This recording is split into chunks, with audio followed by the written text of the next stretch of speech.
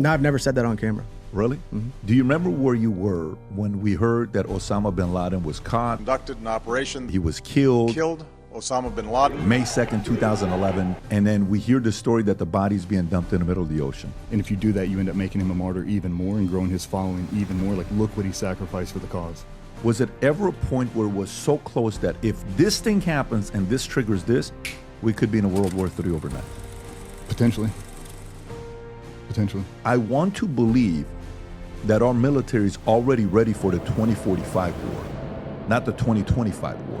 What new threats are we going to have 5, 10, 15, 20 years from now? We've seen it. Terminator. When I heard that, I'm like, it's a little weird. I'm questioning it. And I'll be honest, Trump canked us when we were on the ramp getting ready to go. He solved it. However he does, whatever he does, he called and literally stopped us on the ramp. Who would love to be on those phone calls just to hear what he says? It'd break the internet. I hate when people badmouth the president. There's something special about fighting for America and our freedom. How was it for you with your father? He was a SEAL. So was he gone all the time and you still had a relationship with him? Gone. But it still made you want to be a SEAL? That's the only thing you know. What is it with this occupation that makes it so difficult to keep your marriage intact? You can take that one unless you want me to send it. In town long enough to get in a fight, then go out of town, forget about it. MySpace ruined DJ's life. MySpace, this is What happened to me, dude? the way you're talking.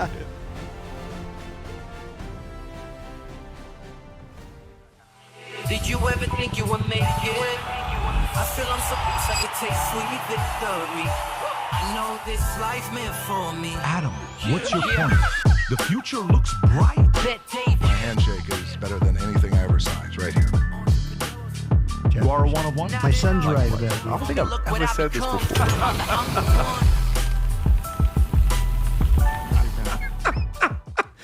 All right, listen, we're getting started. We started off with, when you're around military guys, they're typically shit talkers, jokes, prank, the whole nine. But anyways, today we have a special treat podcast, DJ Shipley and Cole Fackler. So, and you're not brothers, just to make that clear, right?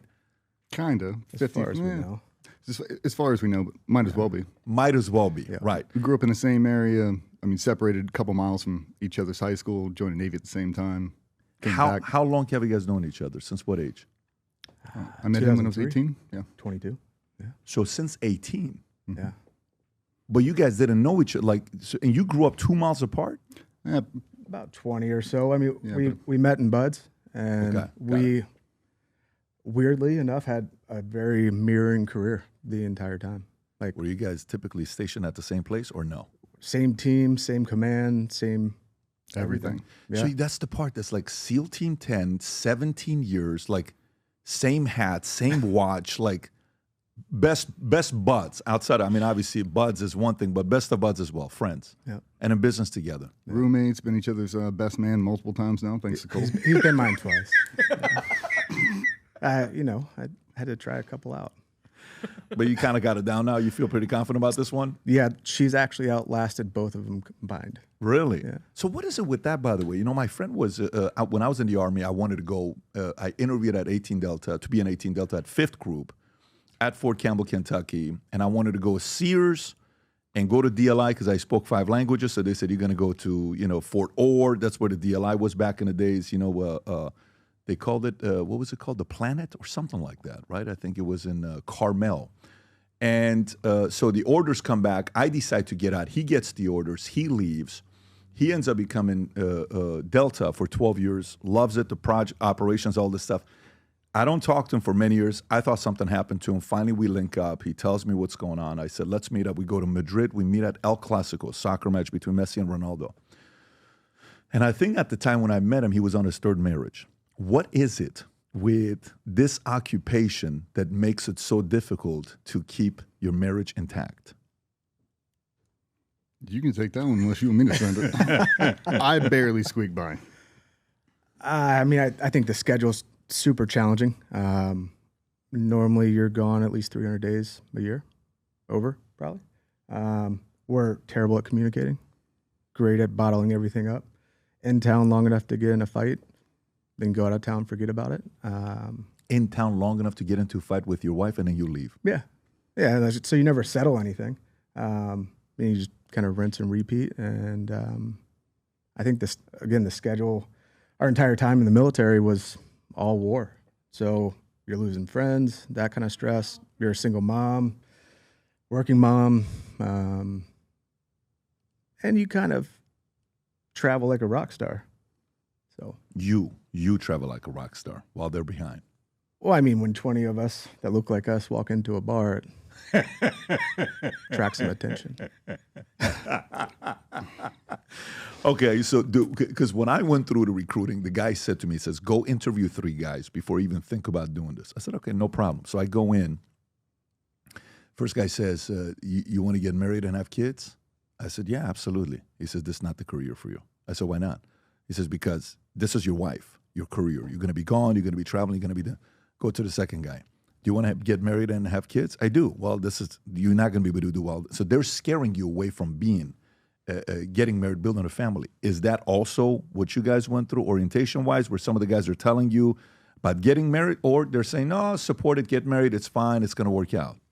No, I mean, there were definitely rock stars, and you look back at some of the guys, they've been married 20-plus years. DJ, Patsy hitting over 15. Like, you've been married 20-plus years? 15. 15 years? So, I mean, there are definitely guys that have solid families. It's like, I don't know how they did it. But then there's kind of the reverse where they get divorced a lot. But the support, family definitely say came first, but I think the hard part for us was switching it off. That's where we kind of talk about dials and switches. The work required you to be 100% on all the time, and everything else took second. How'd you make it work? 15 years. I didn't. I married a unicorn. That's the only reason. I was an idealist. I grew up in the SEAL teams. My dad was a SEAL. The only male influence I had my entire life were Navy SEALs, and most of them were divorced. And that was just the culture. This thing comes first. You come home, drop off a bag of dirty laundry, grab new clothes, and leave again. And that's exactly what I did. I got really fortunate because my wife was already married to a SEAL. Unfortunately, he was killed. So she'd been through the entire gambit already. And I think that was a lot of my hesitation, is I didn't want to stop doing that job. Training's so hard, it's so long, it's so arduous, you don't ever want to leave it. It's like, you're playing professional sports. I don't want to take any time away. Mm-hmm. As soon as I leave, I can't give you any bandwidth right now because it's not going to help me overseas. You have to start compartmentalizing, and that just builds up a resentment time and time again. And when you come home, you're so stressed out. I mean, 2-hand texting, you're in the group chat, I've got to get ready for this trip. You're missing ballet recitals and anniversaries and birthdays because none of it truly matters at that point because you're trying to lay a foundation. And unfortunately, you realize you're never going to have that foundation you want. You just keep adding layer after layer after layer, and you never build in time for them. So that's why we do talk about dials. If you're brand new guy that gets on a team, and you have no external commitments, no wife, no family, no picket fence, no Labrador, I can roll that dial all the way to a 10, and I can be that Kobe Bryant. I can live this one thing at 100% until I do have a rock-solid foundation. Then I add in a girlfriend that turns into a fiance, but I have to operate on dials. And for us, we just rolled that whole thing over and never backed it off. Now we just started stacking stuff on top of it. And it's really hard to split your time and focus. And a lot of them, they're just not meant to do it. Guys marry their high school sweethearts. You've never been apart for 2 weeks before, and now you're gone for 9 months. How do you do that? I mean, you love that job so much, you literally just wall it off. You don't even think about it. I never thought about it. You just compartmentalize it. Both of us, our firstborns, we both left on separate deployments 3 weeks after they were born. And both of those deployments that we were on were probably our worst. So we came back to a 5-month-old and just super kind of torn up from the deployment too, and not easy. How was it for you with your father if he was a SEAL? So was he gone all the time and you still had a relationship with him? All the time. Gone. He's still your hero, though. I mean, up until a certain point he was. I mean, when he graduated BUD/S, my mom was 9 months pregnant with me. So his entire time in the SEAL teams, I was with him. But he's just gone. I mean, I think he did like 13 deployments, each one 6 months long, and there's no break in between. 6-month workup, home for a while, gone, and then all the training trips in between. Everyone's a 2 or 3 week trip. You're home for 2 days, geared up, send it again. From the day you were born till you were, 13, how often would you see him? If you went combined total, less than 3 months out of the year. Less than 3 months out of the year you see him. Yeah. But it still made you want to be a SEAL? Well, it's the only thing you know. And when you come home, You have him, you see all the guys, and you've seen a movie, Navy SEALs with Charlie Sheen. That was my childhood. That is exactly what I grew up with, and I loved it. Who was Charlie Sheen? He was one of the officers, but just not everybody that was in that movie, that represented what the 90s Navy SEALs were like. Drinking, partying, training, deploying just over and over and over again. And it became infectious. To us, I'd walk right past the Rolling Stones or some high-level athlete just to get near a commando. They just have such a polarizing presence, you just can't get away from it. So when you grow up with it your whole life, that's the only thing you want to emulate. I just want to look like that. I want the tattoos. I want to look like that. I want to be able to perform like that. And that's just what you chase. Your wife, her first husband passed away. He didn't make it. So was she part of a family, military family growing up? How did she marry 2 SEALs? Her dad was a SEAL. Oh, so that, okay. Uh-huh. So that makes a lot of sense. So then, you know what it reminds me of? You ever seen a movie with Mark Wahlberg where it's him and Jennifer Aniston, and I think he's a rock star, and maybe the movie is called Rockstar. Is it called Rockstar? It is. And then they have the 2 buses, and the other wives are training her on what it is to be married to a rock. Remember that whole scene? You're like, look, here's what's going to happen. This is normal. This is what it's like. Sometimes you're going to wake up. It's going to be weird. And then there's this one scene where they wake up in the hotel. What did we do last night? I don't know what happened last. Is it almost a little bit of that where you have to know who you're marrying to know what comes with the territory? Like some of these things that come with the territory? I think, yeah, because a lot of the guys, Cole married one of his high school sweethearts too. She's never been exposed to it. So when you get in around those people, they knew you when you were in high school. They knew you when you were 21 years old. Now you leave for 4 or 5 years, you rekindle that marriage, and you are a completely different person. Your mannerisms, the way you carry yourself, the people you associate with, everything else is different, and they don't know how it happened. And then a lot of them, they don't see it until it's too late. Like, now we are married, and it's like, this is not the guy he was in high school. He can't be. You can't be because of the job you have. You have to elevate and you have to transform. You can't be that same guy and do that job at 100%. There's no way. It takes too much. That is wild. So what advice do you guys give when guys are coming to you? What do you tell them? Do you say get married? Do you say don't get married? What do you tell them? Don't get married. Don't get married. You tell them don't get married. Yeah. I tell them don't get married until past 30. you've done at least 4 years. Optimally, you've done 8 years. 4 of those completely single, just isolating, polishing your craft. Now you find her, you test her out, meaning you make her do a couple deployments as your fiance. That way, if it doesn't work, there's no divorce, there's no strain on the force. Define doesn't work. How do you check if it doesn't? Because I remember in the Army, like if you're in the Army, there was stories you would hear where a guy would come back 9 months later, he finds that his wife's with somebody, and hey, you leave the broom outside. There was this whole, I don't know if you remember these different things. I don't want to kind of give some of those stuff away. And guy would come out one day, this guy, I won't say his name, but I clearly remember this. You go to the hotel, he walks in, and he sees it. He's devastated. He's going through suicide watch. He's not talking about it for 30 days. How do you test it out when you're gone for that long? What do? Do you have a friend come and check him out? Do you say to the club owner, was she at the nightclub? How do you check them out? MySpace? MySpace ruined DJ's life. MySpace ruined this. That's what happened to me, dude. What happened with MySpace? Same thing. I was dating my high school girlfriend, went over to Iraq. I'm 19 years old. We're stormtrooping through Baghdad, doing the whole thing. And I didn't even have an email account at the time. I set up a Hotmail in 2005 when we were over in Iraq. And then MySpace popped up, made a little profile. Nobody knows what it is. The social media is not even a thing yet. You type in different names. I type my sister's name, it pops up. Type in random people's names, they pop up. I type my girlfriend's name, hit enter. It pops up. She's got a profile. I'm like, oh, this is cool.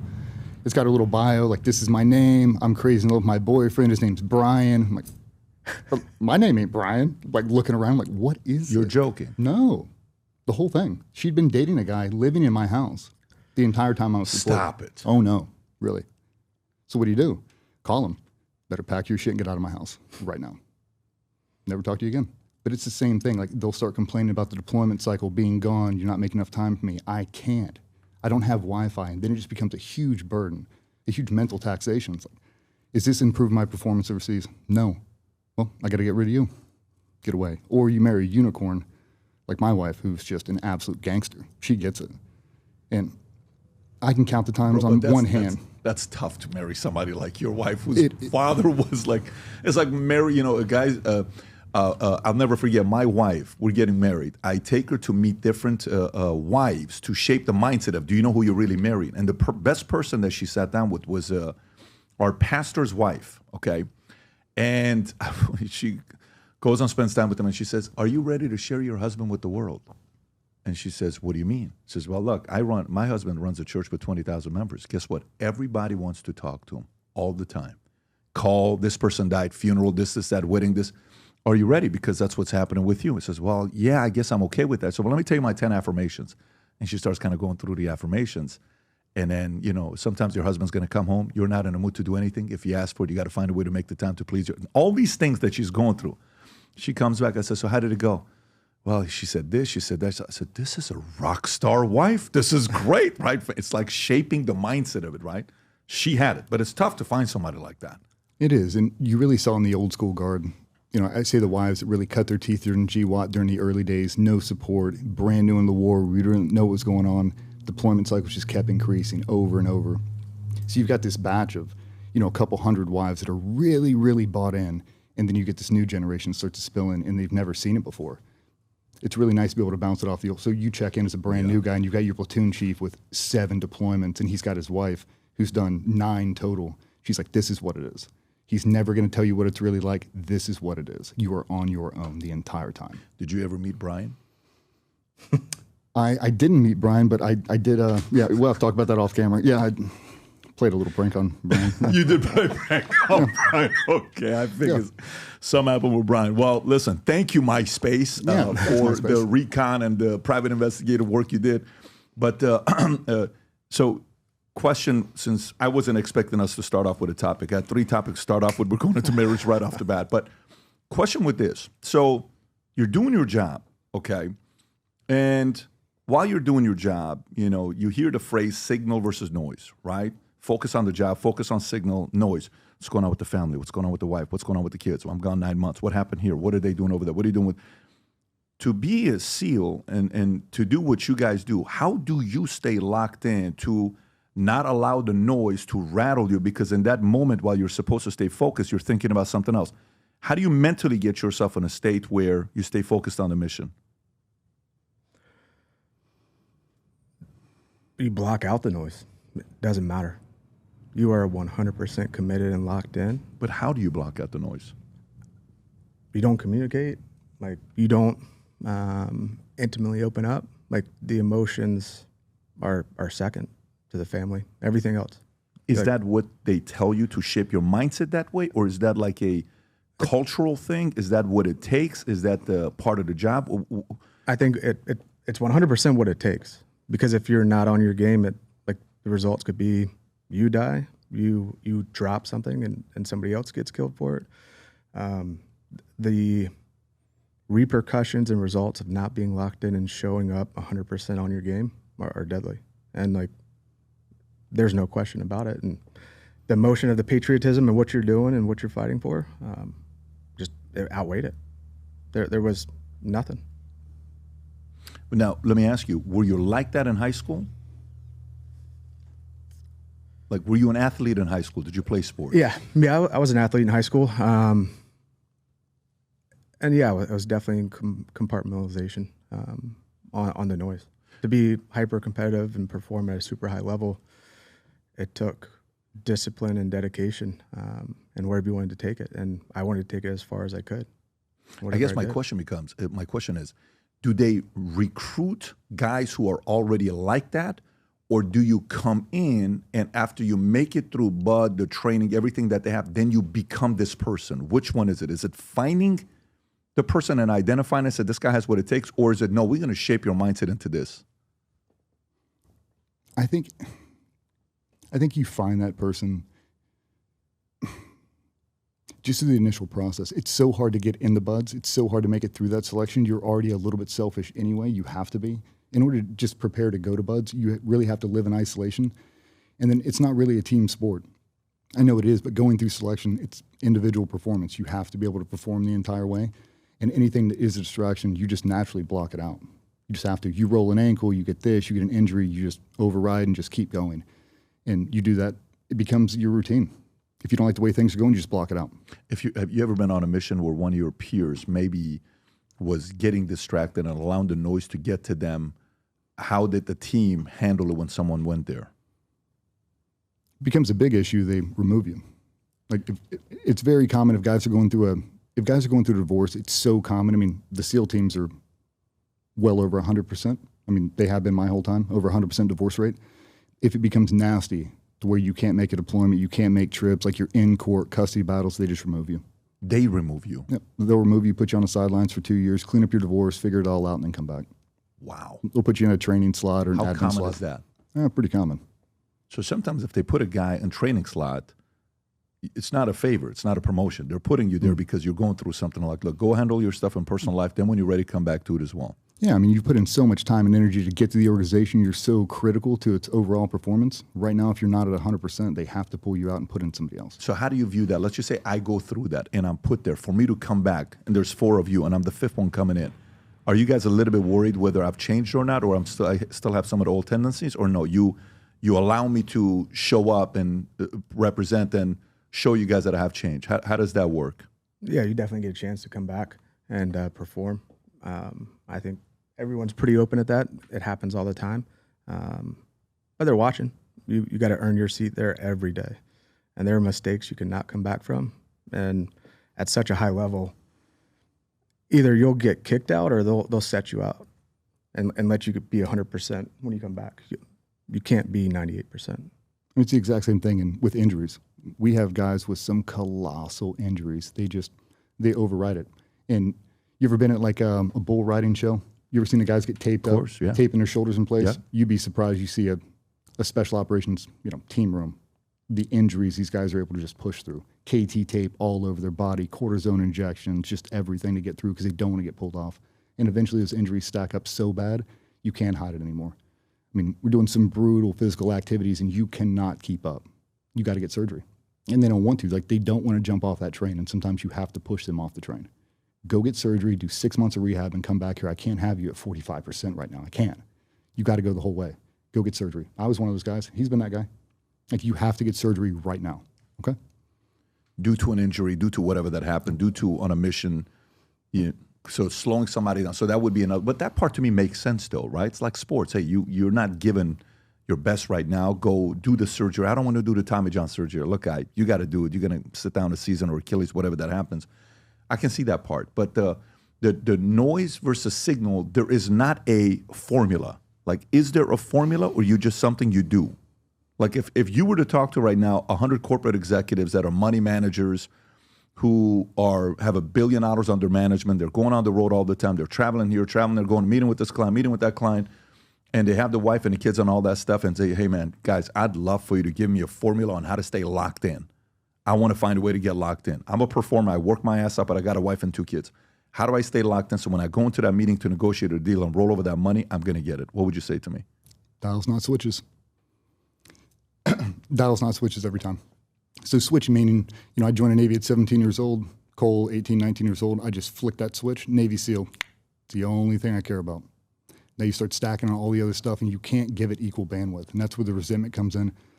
So I imagine a literal switchboard. I've got my family dial. I've got my or I've got my operational, my passion, my profession, whatever that is. As soon as I wake up in the morning, I'm powering down the family dial all the way. I'm not thinking about you when I'm driving in. I'm not thinking about picking up kids off the bus. None of that matters to me right now. All I'm thinking about is my next 2 hours.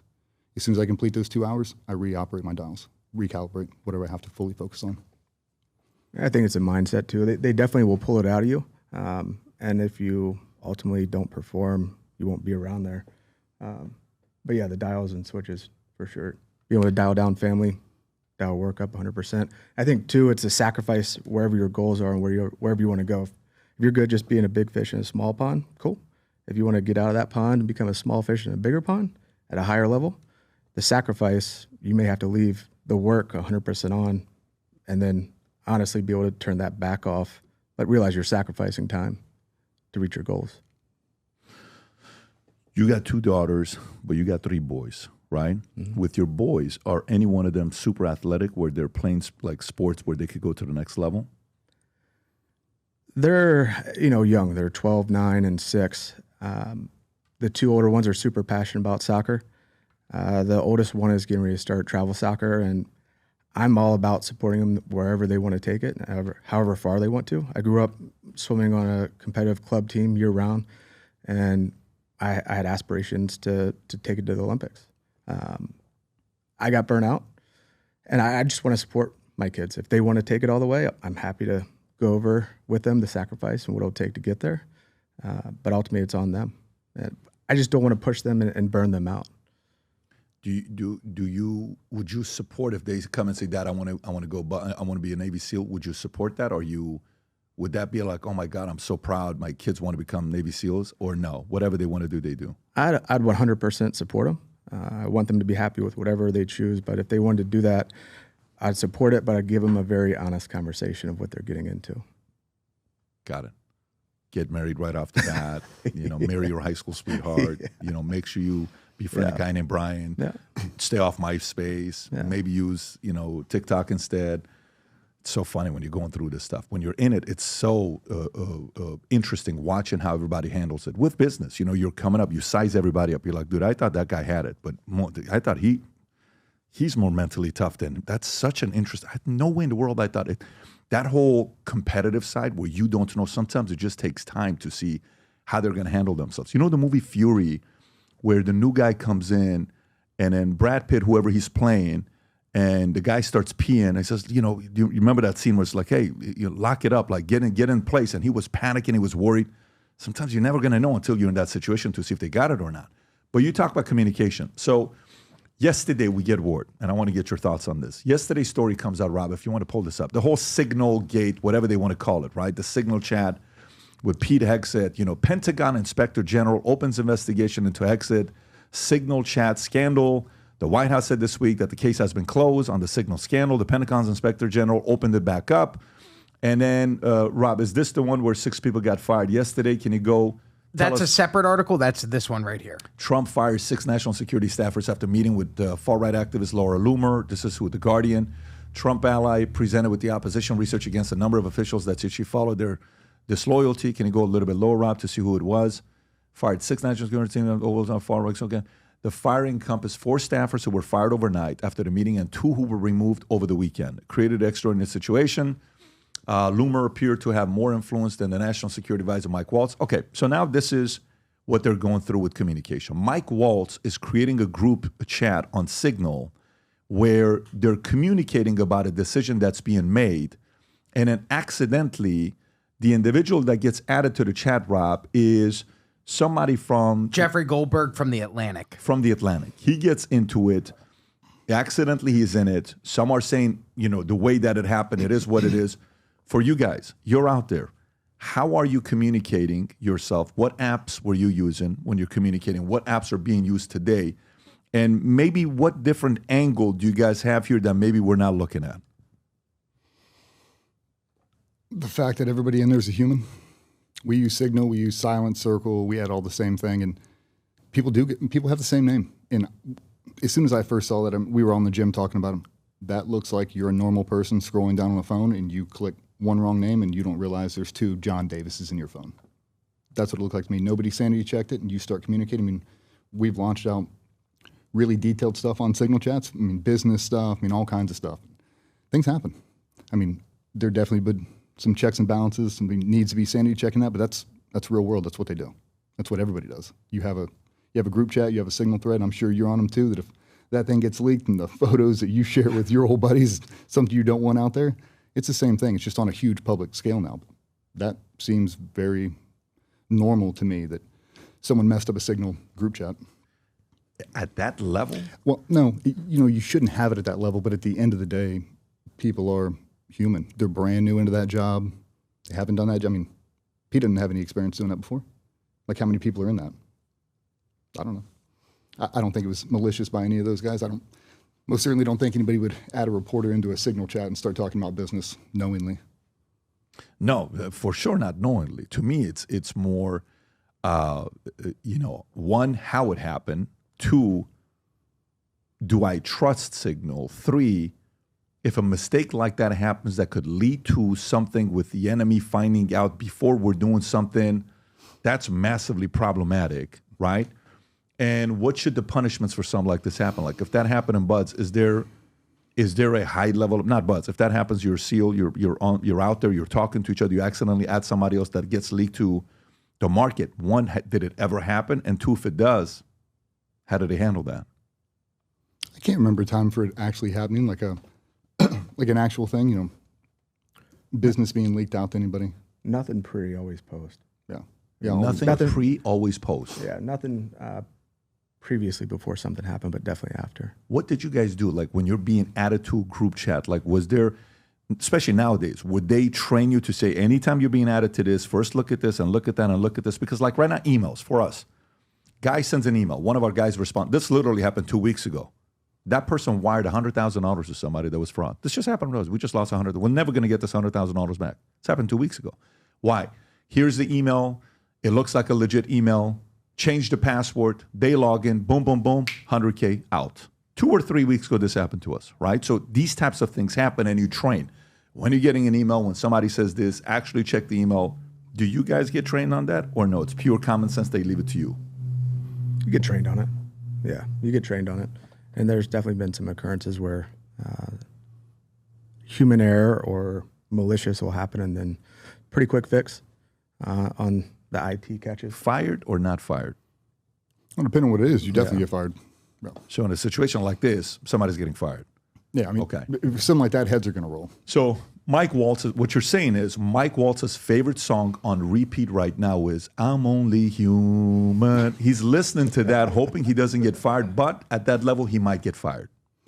I'll date myself. It was probably 2011, 2012. It was either Silent Circle or Signal when it was first coming out, and it was literally everybody sitting inside the team room. Everybody, because you can't bring your phones upstairs. It's like everybody get downstairs. We're all going to download Signal. That's going to be our new unclass chat for the whole group. So if we have to pass anything, movements, training trips, whatever, we'll put it out on Signal. That way we get in real time. It's not just an Apple text communication. These guys have Android and Apple, all the other stuff. So, yeah, I mean, we transitioned over to Signal for a lot of the stuff. But, you have IT guys making sure everybody's above board. But, there's always issues with it. Who owns Signal? Who owns the backside? All that kind of stuff. Do you trust sketchy. it? Do you guys trust it?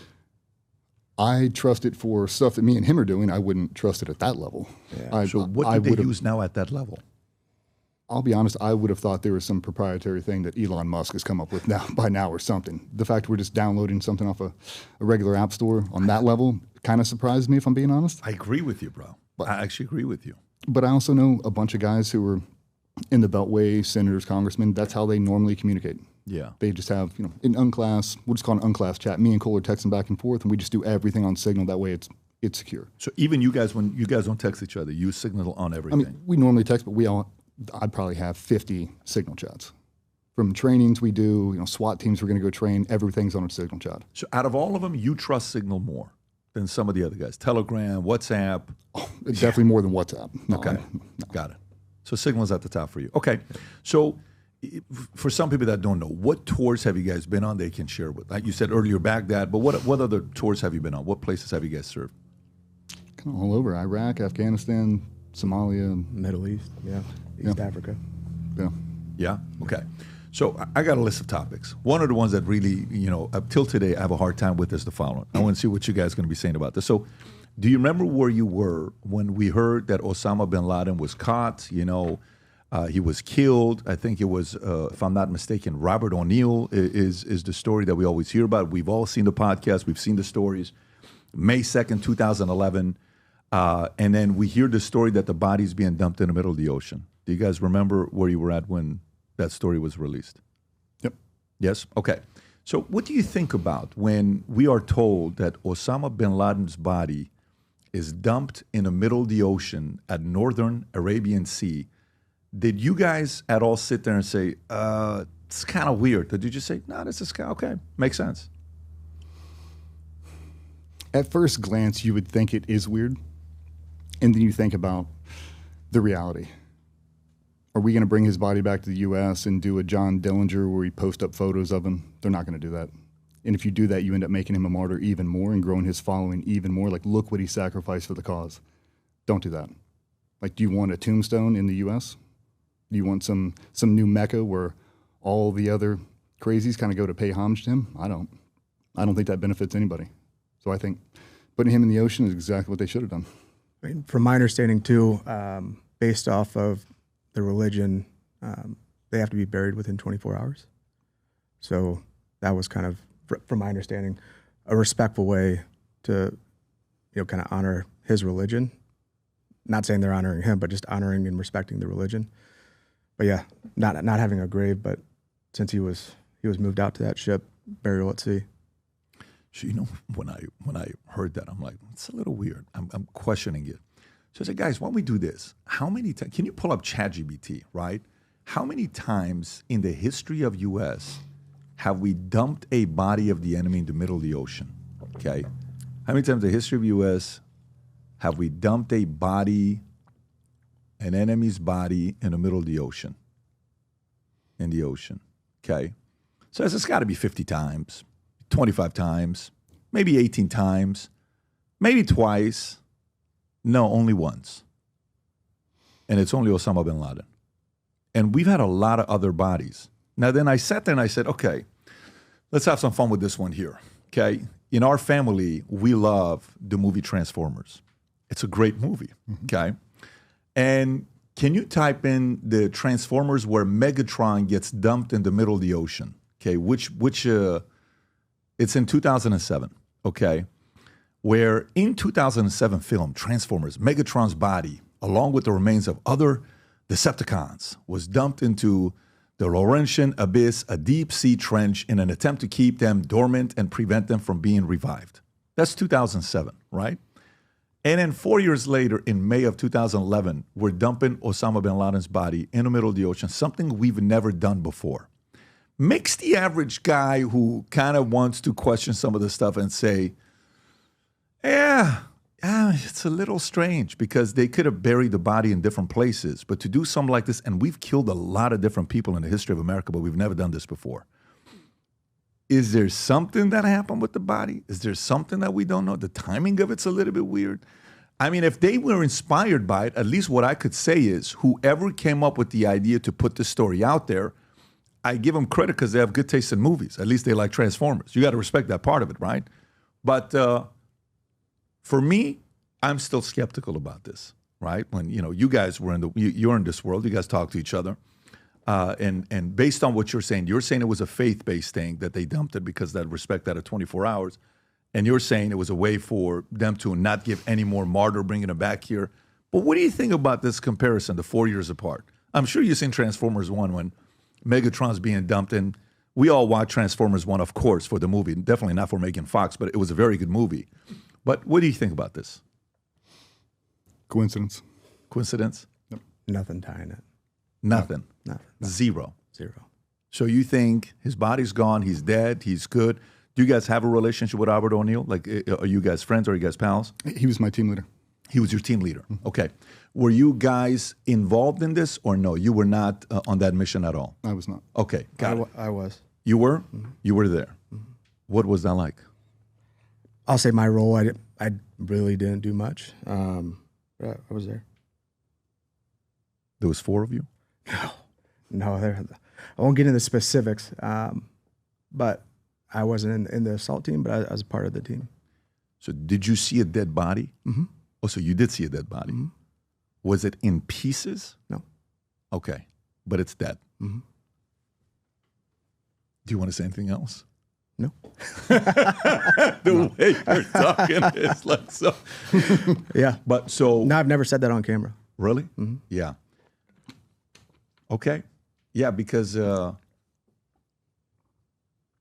what's the? I mean, Robert's been very open about the whole story when he goes through the whole thing and what happened. What is the process when that happens? What is the process? Is it you take the body?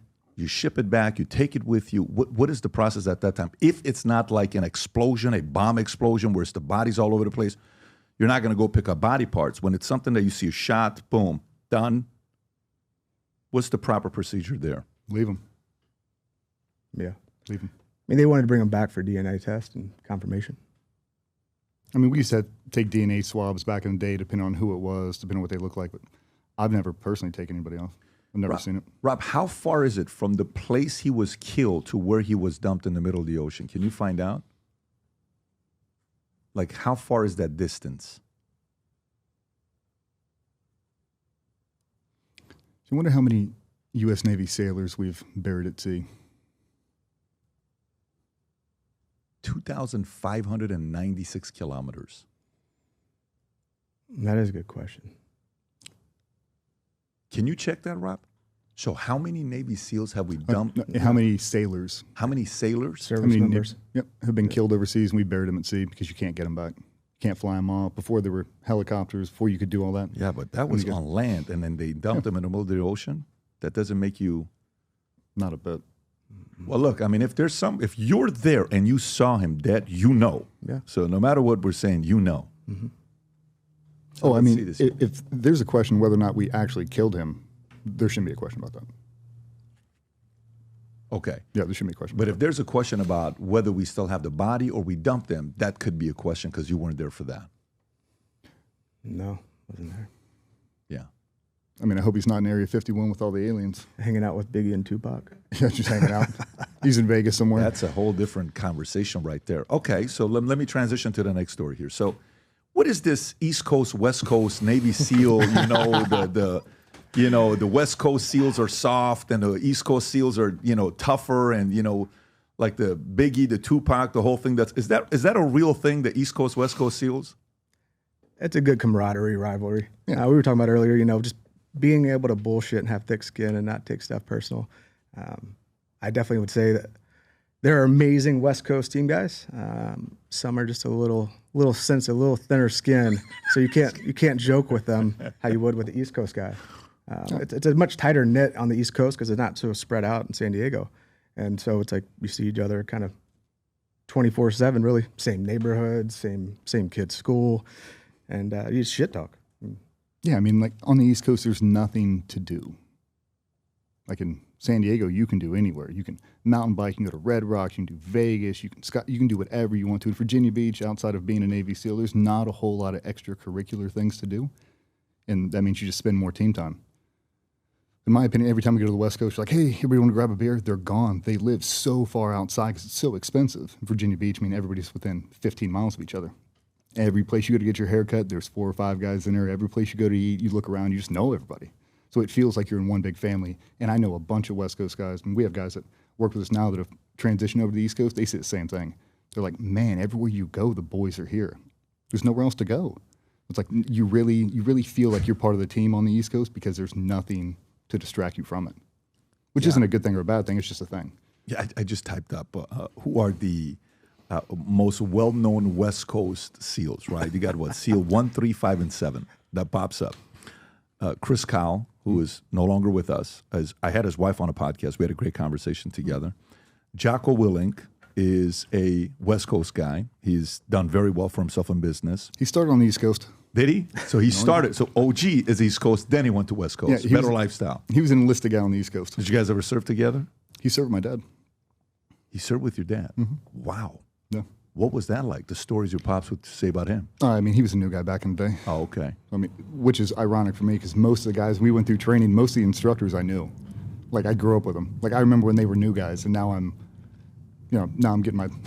getting pushed in on the beach with these dudes, and I've known them my whole life. Who was an instructor that maybe the rest of us would know? Nobody. Oh, okay. Got it. So it's not like some of the bigger podcasters, the business guys today. Okay. Got it. Then it says David Goggins. Okay. He's a West Coast guy. Okay. He's done well for himself. He's podcaster speaking. I see Rob O'Neill, he's a West Coast guy. You're talking shit about your guy.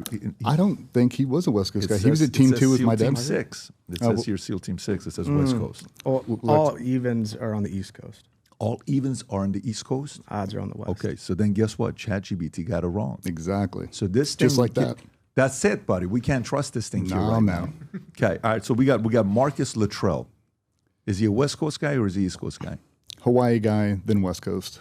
Now he's living in Texas. What would you? So Hawaii? Is Hawaii considered West Coast? Right? It's a nice place. That's about as far West Coast as you can go. Yeah. That's about as far as you can go, brother. You got Hawaiian T-shirts, Hawaii's Magnum PI different. mustaches. Yeah. So I see this last one here, Mickey Mansour. Mikey Mansour. Mikey Mansour. So who are the East Coast guys? Nobody.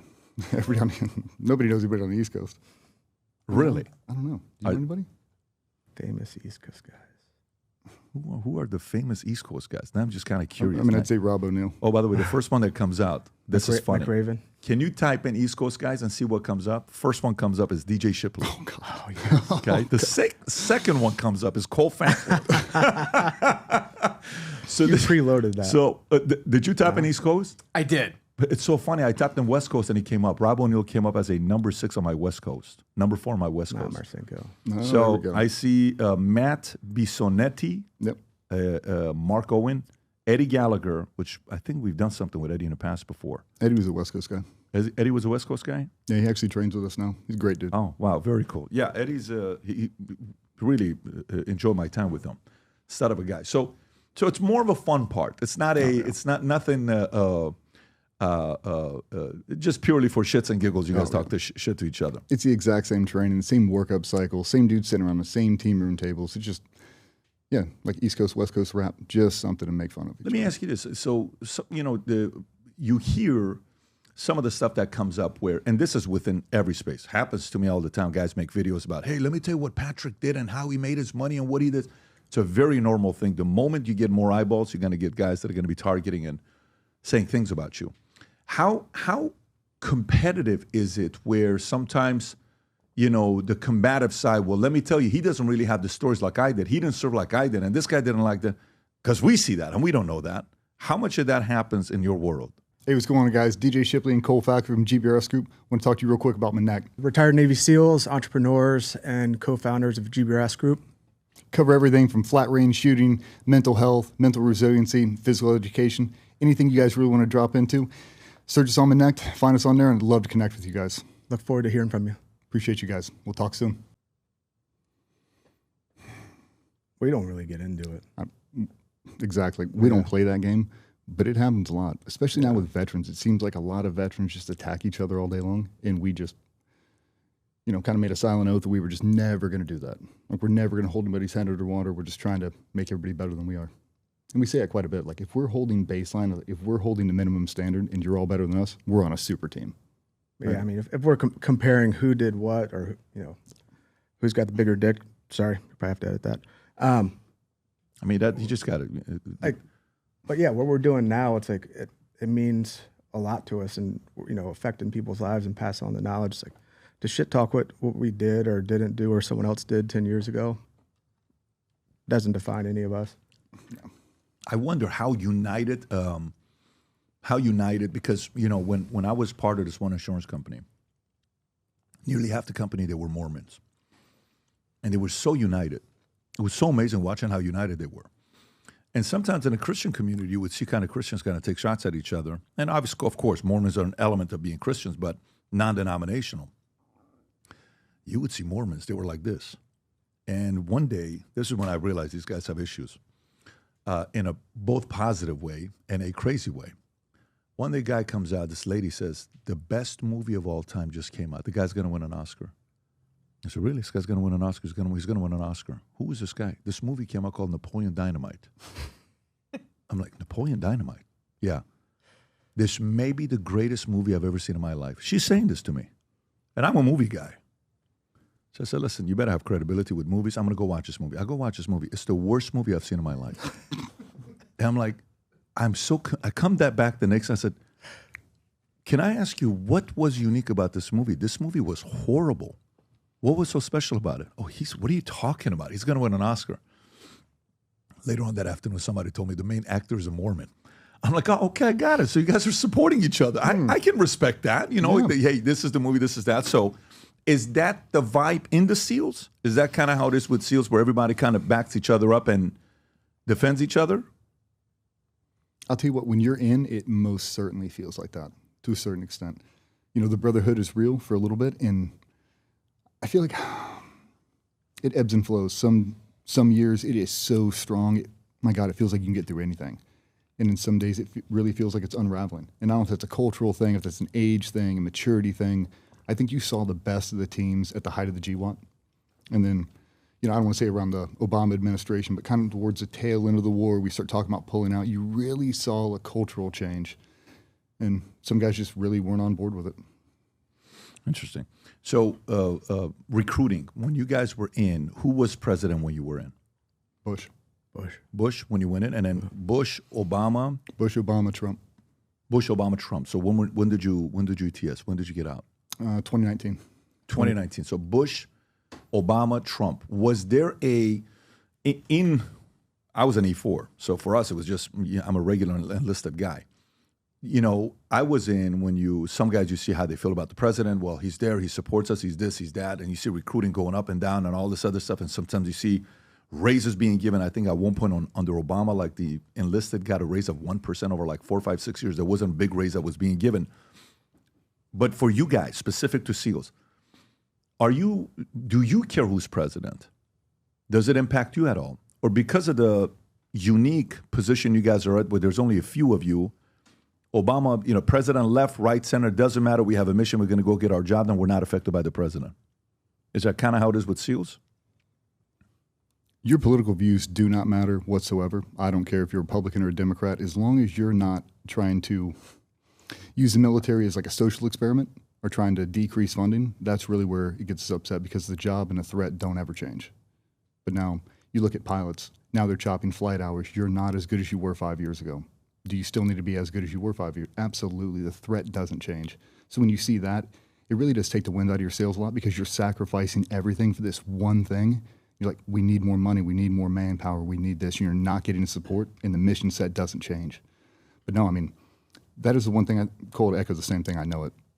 I hate when people badmouth the president. I don't care if you're Republican or Democrat. That is a dude sitting at the pinnacle of the greatest country in the world, and if you are not supporting him right now, what are you doing? Just stop. I never heard anybody in that team room ever talk bad about the president, no matter who was in it. Never. I love that. And there was Democrats and Republicans. Yeah. Everybody's really, really diverse, and at the end of the day, the only thing you can control are the guys inside of this room. That's it. Anything external to that, you're never going to meet him. You're never going to have a chance to bend his ear or break his will, so it doesn't matter. You can't change the outcome. You can only control what you can control, and that's the only thing you focus on. Focus on the team right now. So does it at that level? So you know the saying of I'm willing to run through the wall for X, Y, Z, right? Is it did you have a leader when you were a SEAL where you said, I'll run through the wall for this guy? Did you have somebody that you work with that you have? Who would that name be? Who would that person be for you? My first introduction was probably Barrett Johnson. He was our 3rd platoon chief. So me and Cole did 3 deployments to Iraq back to back to back. And my 3rd platoon chief came over from development group with him, and it was like the second coming of Christ. When he cleared that threshold, I got goosebumps. I got super emotional. I didn't even shake his hand. I wrapped my arms around his neck. Like, I've been waiting for you for 8 years, dude. Why? What made him so special? He was everything you ever wanted to see. Looked apart, acted apart. He got on the flat range, outshot everybody. When he did CQB, it was the best you've ever seen. His jumping was better than everybody else. He held the standard. When you saw it, it was like watching Kobe Bryant on the court. You're like, my God, you have every reason to let your foot off the gas, and you haven't for 20 years. Like, how long can you maintain this? The entire time. He never let his foot off the gas, and it showed everybody who's 19, 20 years old, like, you can achieve mastery in this sport if you just keep going. And he did it, man. To this day, I do anything for that guy. Anything. I've had phenomenal leaders. That dude was my first taste of seeing what a pro is, and it changed my entire existence. He really raised the bar, and he provided resources and skills and training for the entire team to meet that bar, and really raised kind of the performance, elevation, culture, environment. What was his name? Barrett Johnson? Barrett Johnson. Barrett Johnson. Is he a known guy or no? Like the average person doesn't know who he is? No, you'd never find this guy. He's got a historic past. I'd love to be able to sit down and do an interview with him. His mindset changed everything. Is that him? That is him. Can you zoom in on the picture, Rob? Is he a big boy? Probably Like my height. Yeah, 5'10", 180 pounds. Just, oh, dude. The man. What was his style of leadership when conflicts would come up? Like, was he more of a guy that he led by example, or was he the one that could get you to do things that others couldn't get you to do? He led by example, but he was one of those guys that, he really embodied, I'm never going to ask you to do anything I haven't done, I'm not currently doing, or I'm not willing to do. And then he did it. Like, okay. Like, you walk into the gym, he's in there before you. He leaves after you. You go to the range, he's already been there. Like, all right, this guy sees the importance of this, because a lot of times, if you don't have that example, you kind of adopt a 9-to-5 mentality. Like I show up, I do training with everybody else, 5:30. Even in the SEALs. Yeah, I mean, like it's a normal job. I mean, you wake up 5 a.m., you're doing fitness, you're lifting, you're fighting, you're training, you're eating, training, eating, going home. Rinse and repeat every single day over and over. Well, there's guys that show up earlier and they stay later and they do more polishing. And on the weekends, they're training, they're messing around with kit, they're developing new tactics, new procedures, just trying to make the overall collective better. And I thought he just did it better than anybody else. I mean, you really had a sense and feeling that he had your back. Like no one was going to come between him and us and the team. Even if we made mistakes and failed, obviously he held us accountable, but it was very much coaching and making us better and grow. What does he do now? Can you pull up his LinkedIn profile? I'm curious to know. I'm sure he's doing some consulting now. I was texting with him the other week, but go a little bit lower to see what is his most recent case of program manager, Tulum, director of K9 operations, because contract, independent contract. Go a little bit lower. He doesn't even put his military stuff probably there. Go a little bit lower. Probably not. No, he's not going to put his stuff there. Wow. Yeah, so he was doing guided hunts for a little bit. That's what the hunt is. I mean, yeah, there it is. Senior chief, 22 years. Yeah, he was at Team 2 with my dad too. Wow. Mm-hmm. Wow. It's kind of cool, just full circle. Now, do you feel the loyalty is whatever he says I do, or is it more president? Commander-in-chief, man, I'm willing to run through the wall for this president. No, I'm willing to run through the wall by chief. It's more chief? Chief. Okay, because it's the day-to-day guy. It is, man. At the end of the day, when you're out there alone, your political views don't matter, your religious views don't matter. Do you guys watch politics when you're out there? Do you? Because when I would talk to my friend who went to Delta, he would say, we would watch the news and we would say, why are they lying? That's not what's happening. We're here right now. Did you guys watch the news at all? You're like, nah, we're not fun. Nah, not really. No. We watch a lot of episodes. You watch a lot of episodes? Yeah. TV? TV and movies. Really? Yeah. Not politics and news at all? No. What did you think about people that were, telling the news or they're working for CNN or Fox or MSNBC or NBC? Did you have an opinion of them? You're like, nah, it's just we mind our own business. You just see it for what it is. You're just trying to push an agenda. A lot of you are trying to breed fear into people, trying to make it seem like it's something it's not. And yeah, I mean, you're over there on the ground, you're watching it on TV in real time. Okay. And then your parents start calling you, wives start, I'm seeing this on the news, what's happening? None of that's actually happening. So, one of the ambassadors, I don't know who it was, Rob, that was here yesterday trying to negotiate on behalf of Russia, Ukraine, all the deals that's going on behind closed doors and, the peace deal, Zelensky, all that. He's in town. I think he's in D.C. yesterday. I don't know what his name is, but Tony knows who it is if you want to text him. Actually, just go to news. Type in Russia-U.S. peace treaty.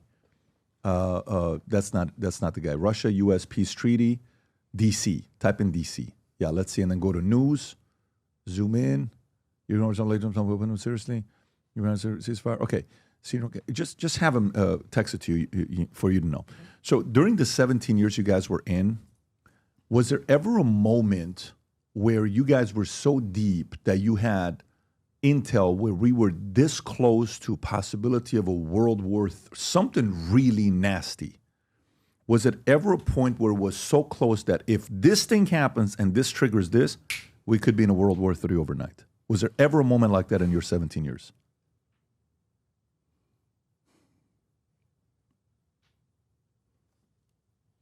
There were a couple scenarios under the Trump administration right before I retired. We were spinning up to do a couple things that if they would have went, potentially.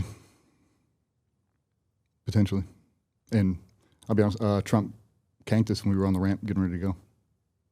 He solved it. However he does, whatever he does, he called and literally stopped us on the ramp. You vividly remember that? Mm-hmm. I mean, we spun up to go. We were going to go do the thing and got in midair and got ready to do the whole process, and we got canceled and spun around and came back home.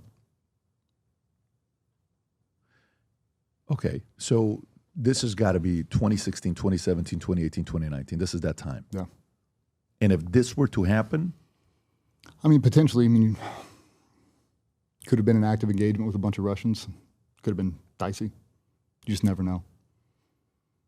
So you're on the ramp, you're ready to go, everybody's, strapped, you boom, get the phone call. Nope, it's quarter, we're not going on it. Mm-hmm.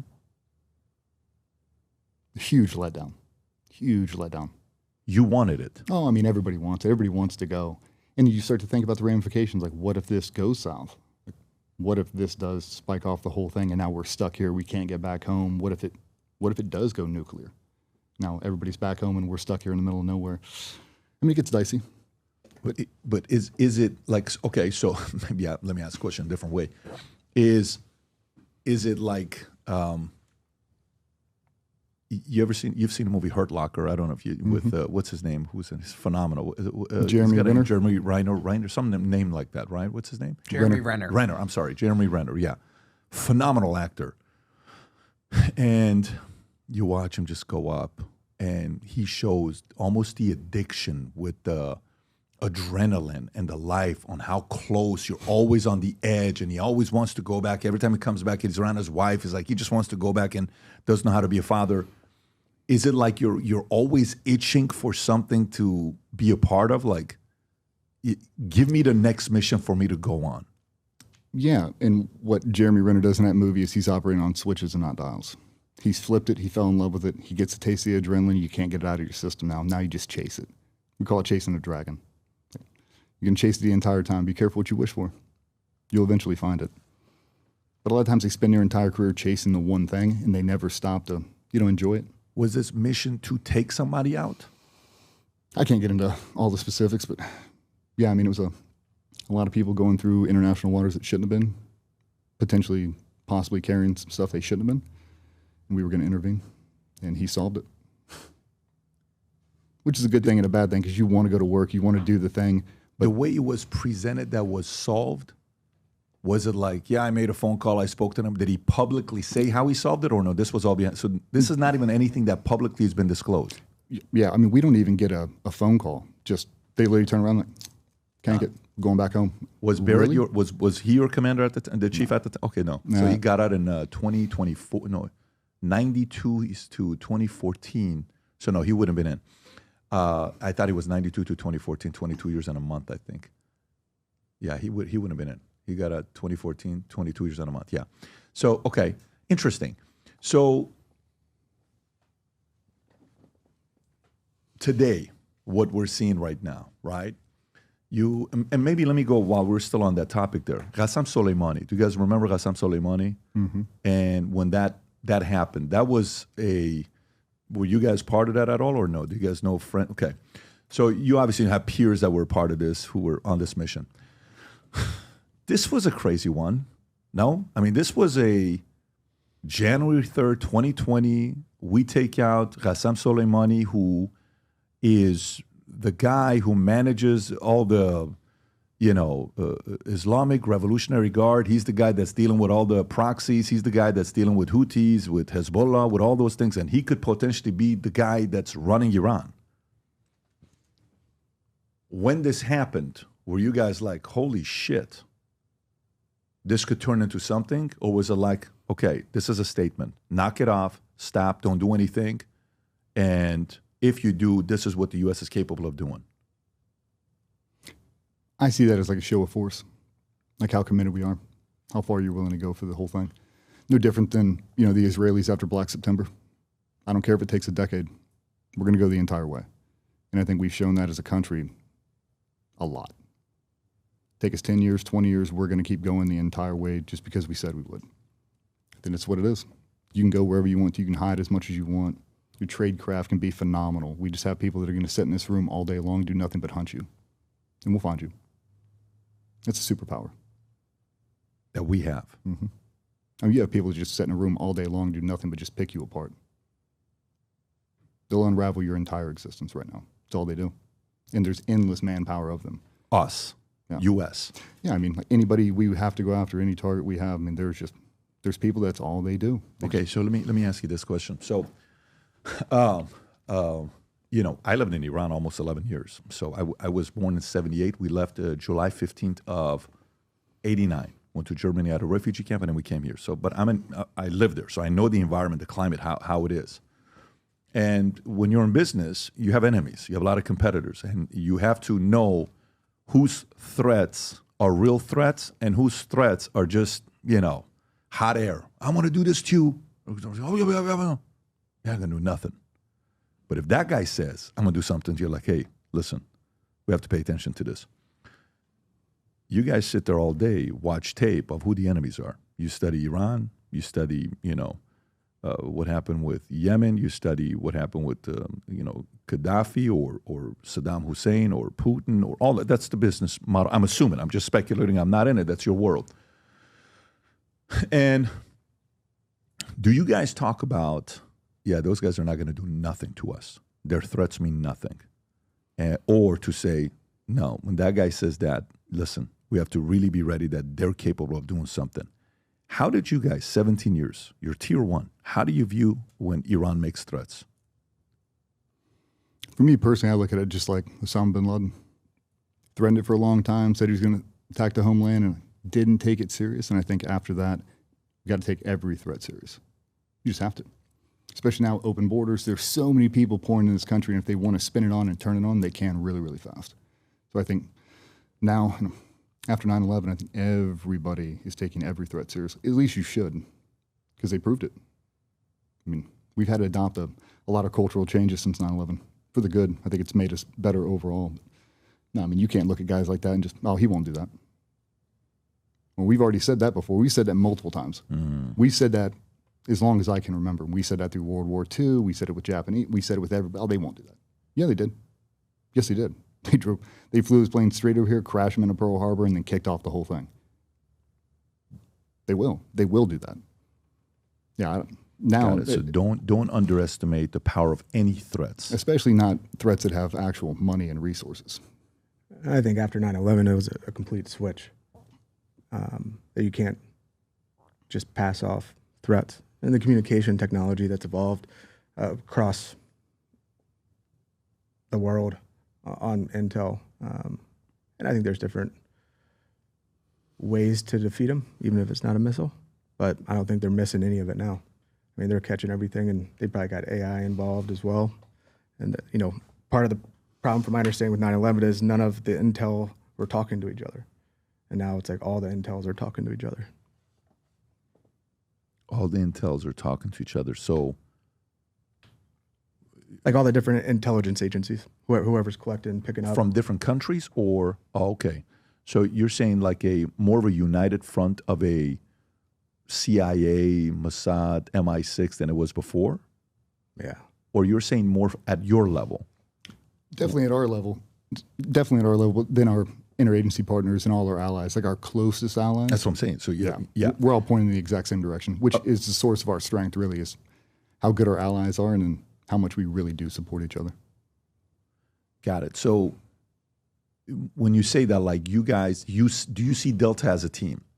Do you see 18 Deltas as a team? Do you see Delta Force as a team? Do you guys see each other as equals? Mm-hmm. You do. So, okay. Was it more competitive pre-9/11? Or was it a little bit more lax? And now it's like, listen, no one's going to ever do a 9/11 again under our watch. It certainly felt like the 90s. I wasn't active duty in the 90s, but I grew up in the 90s. A lot of it was training. You deploy to Germany, you do interagency ops with Poland, all our European counterparts. They do cold weather training in Alaska for 6 months. I mean, everything was just a big training mission, waiting for one big thing to pop. And now that it has popped and we've seen it, we've come so far tactically, technologically in the last 25 years that I think now we're in such a good spot to defend the nation.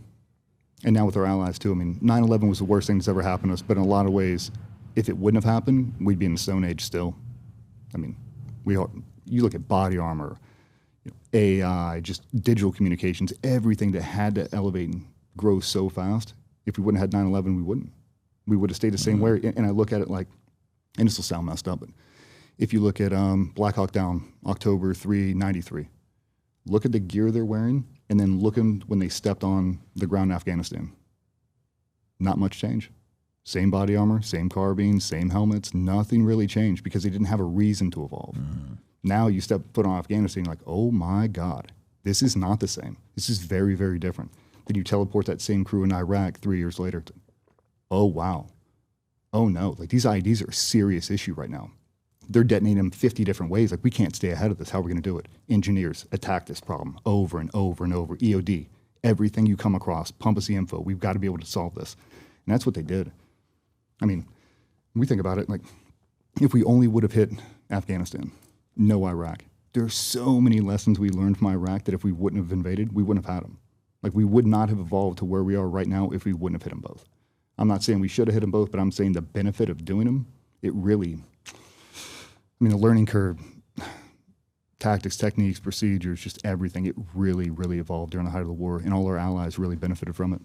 Let me ask you, because technology's advanced on all levels, right? So the way they did 9/11, and now afterwards, like, whoa, no, it's not going to happen again. Well, what do we make a mistake? Boom, communications. Okay, great. So we knew we had science. Yes, we knew. Okay, airport. Who was able to get in? The enemy, their technology is advanced as much as us. Our technology is advanced, right? Is it easier for the enemy to the level of advancement to be able to conduct another 9/11 in a more creative way? Has that advanced more than our ability to prevent it from happening?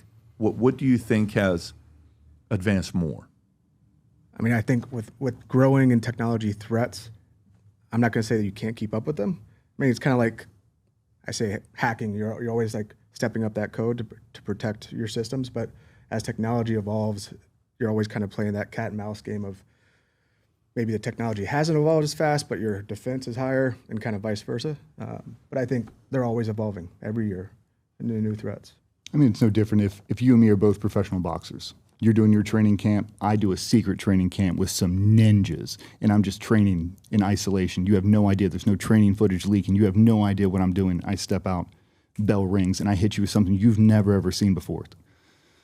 Okay, now I have to go back to the drawing board. Now everybody else sees that. I think a lot of this time, it sucks, but you're almost in a defensive posture. Like, we've prepped for everything we know right now. We have contingencies for the unknowns, and if they happen, this is how we're gonna combat it. So which one are we though? Are we the one that's trained and improved without anybody seeing it, or is that the enemy? Both. Okay, so that's a little bit intense. It is, because right. It's spy on spy. You're training, you're perfecting, advancing as much as you can, but you have to do it in secrecy, and that's where a lot of the general public, they want to know everything you're doing. The Area 51s release all the documents. We want to have full open source to everything the military does. You can't do that. You shouldn't have any right to do that, because if you know it, everybody else knows it. Well, they're doing the exact same thing. Just a lot of time their tradecraft is better. Like, they don't have cell phone communications. They just do it in straight isolation. They bring in all the parties from all the other countries and train them up on bomb making and all this other stuff. Now they're doing it in isolation. They're not putting out propaganda videos, so you don't know how far ahead they are. You hear rumor mill. There's a community that said, hey, Trump, his first 4 years when he was president, there was no wars, ISIS was gone, a bunch of different progress that took place. And then Biden comes in, Ukraine, Russia, you got Israel, Hamas, all these things that are taking place all over the place. Now Trump is in. Day one, peace, deal between Ukraine and Russia. Day one, we're going to have Iran, Israel is going to be done. It's not going to happen. Hamas, boom. Okay, great. Now it's a slightly different energy. If you do this, we're going to do this. Okay. And you better release the hostages. They don't. You better release the hostages. They don't. You better release the hostages. They don't. What is your position? Because some are saying, I'm a fully anti-war. If Trump, I swear to God, if Trump goes out there and we go to war, I'll be the first one to come out and say that I make the biggest regret of my life ever to, vote for Trump, and I should have never done it. We cannot be going to war, and we're getting closer to war. What's your position with that? He's putting it on you, Cole.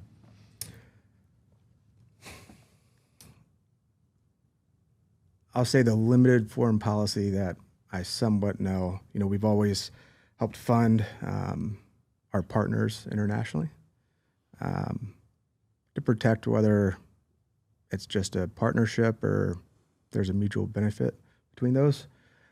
And we've become kind of taken advantage of on that, on how we help support and fund those, and where the countries kind of just depend on us no matter what.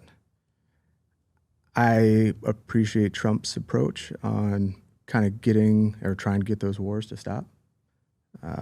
Understanding both sides of why they're angry, why they're fighting. I don't know the conversations that go on behind closed doors on how Trump pushes them to get the treaties, but I think it's great. It would definitely be something different if we were attacked here and we were having to attack a different country, but really trying to minimize and stabilize the countries and environments. And I say there's always a winner in war, but it's like no one's winning. I mean, both sides are losing people. So if it's not strategic, and I mean, I think it's just good that he's able to try and create peace on those. What do you think? I think if you haven't fought in a war, if you haven't given up your children to fight in a war, I don't really care about your opinion. And I know that sounds bad, but we've been doing this for a long time. And if I didn't think it was a worthy cause, I wouldn't have done it. I wouldn't.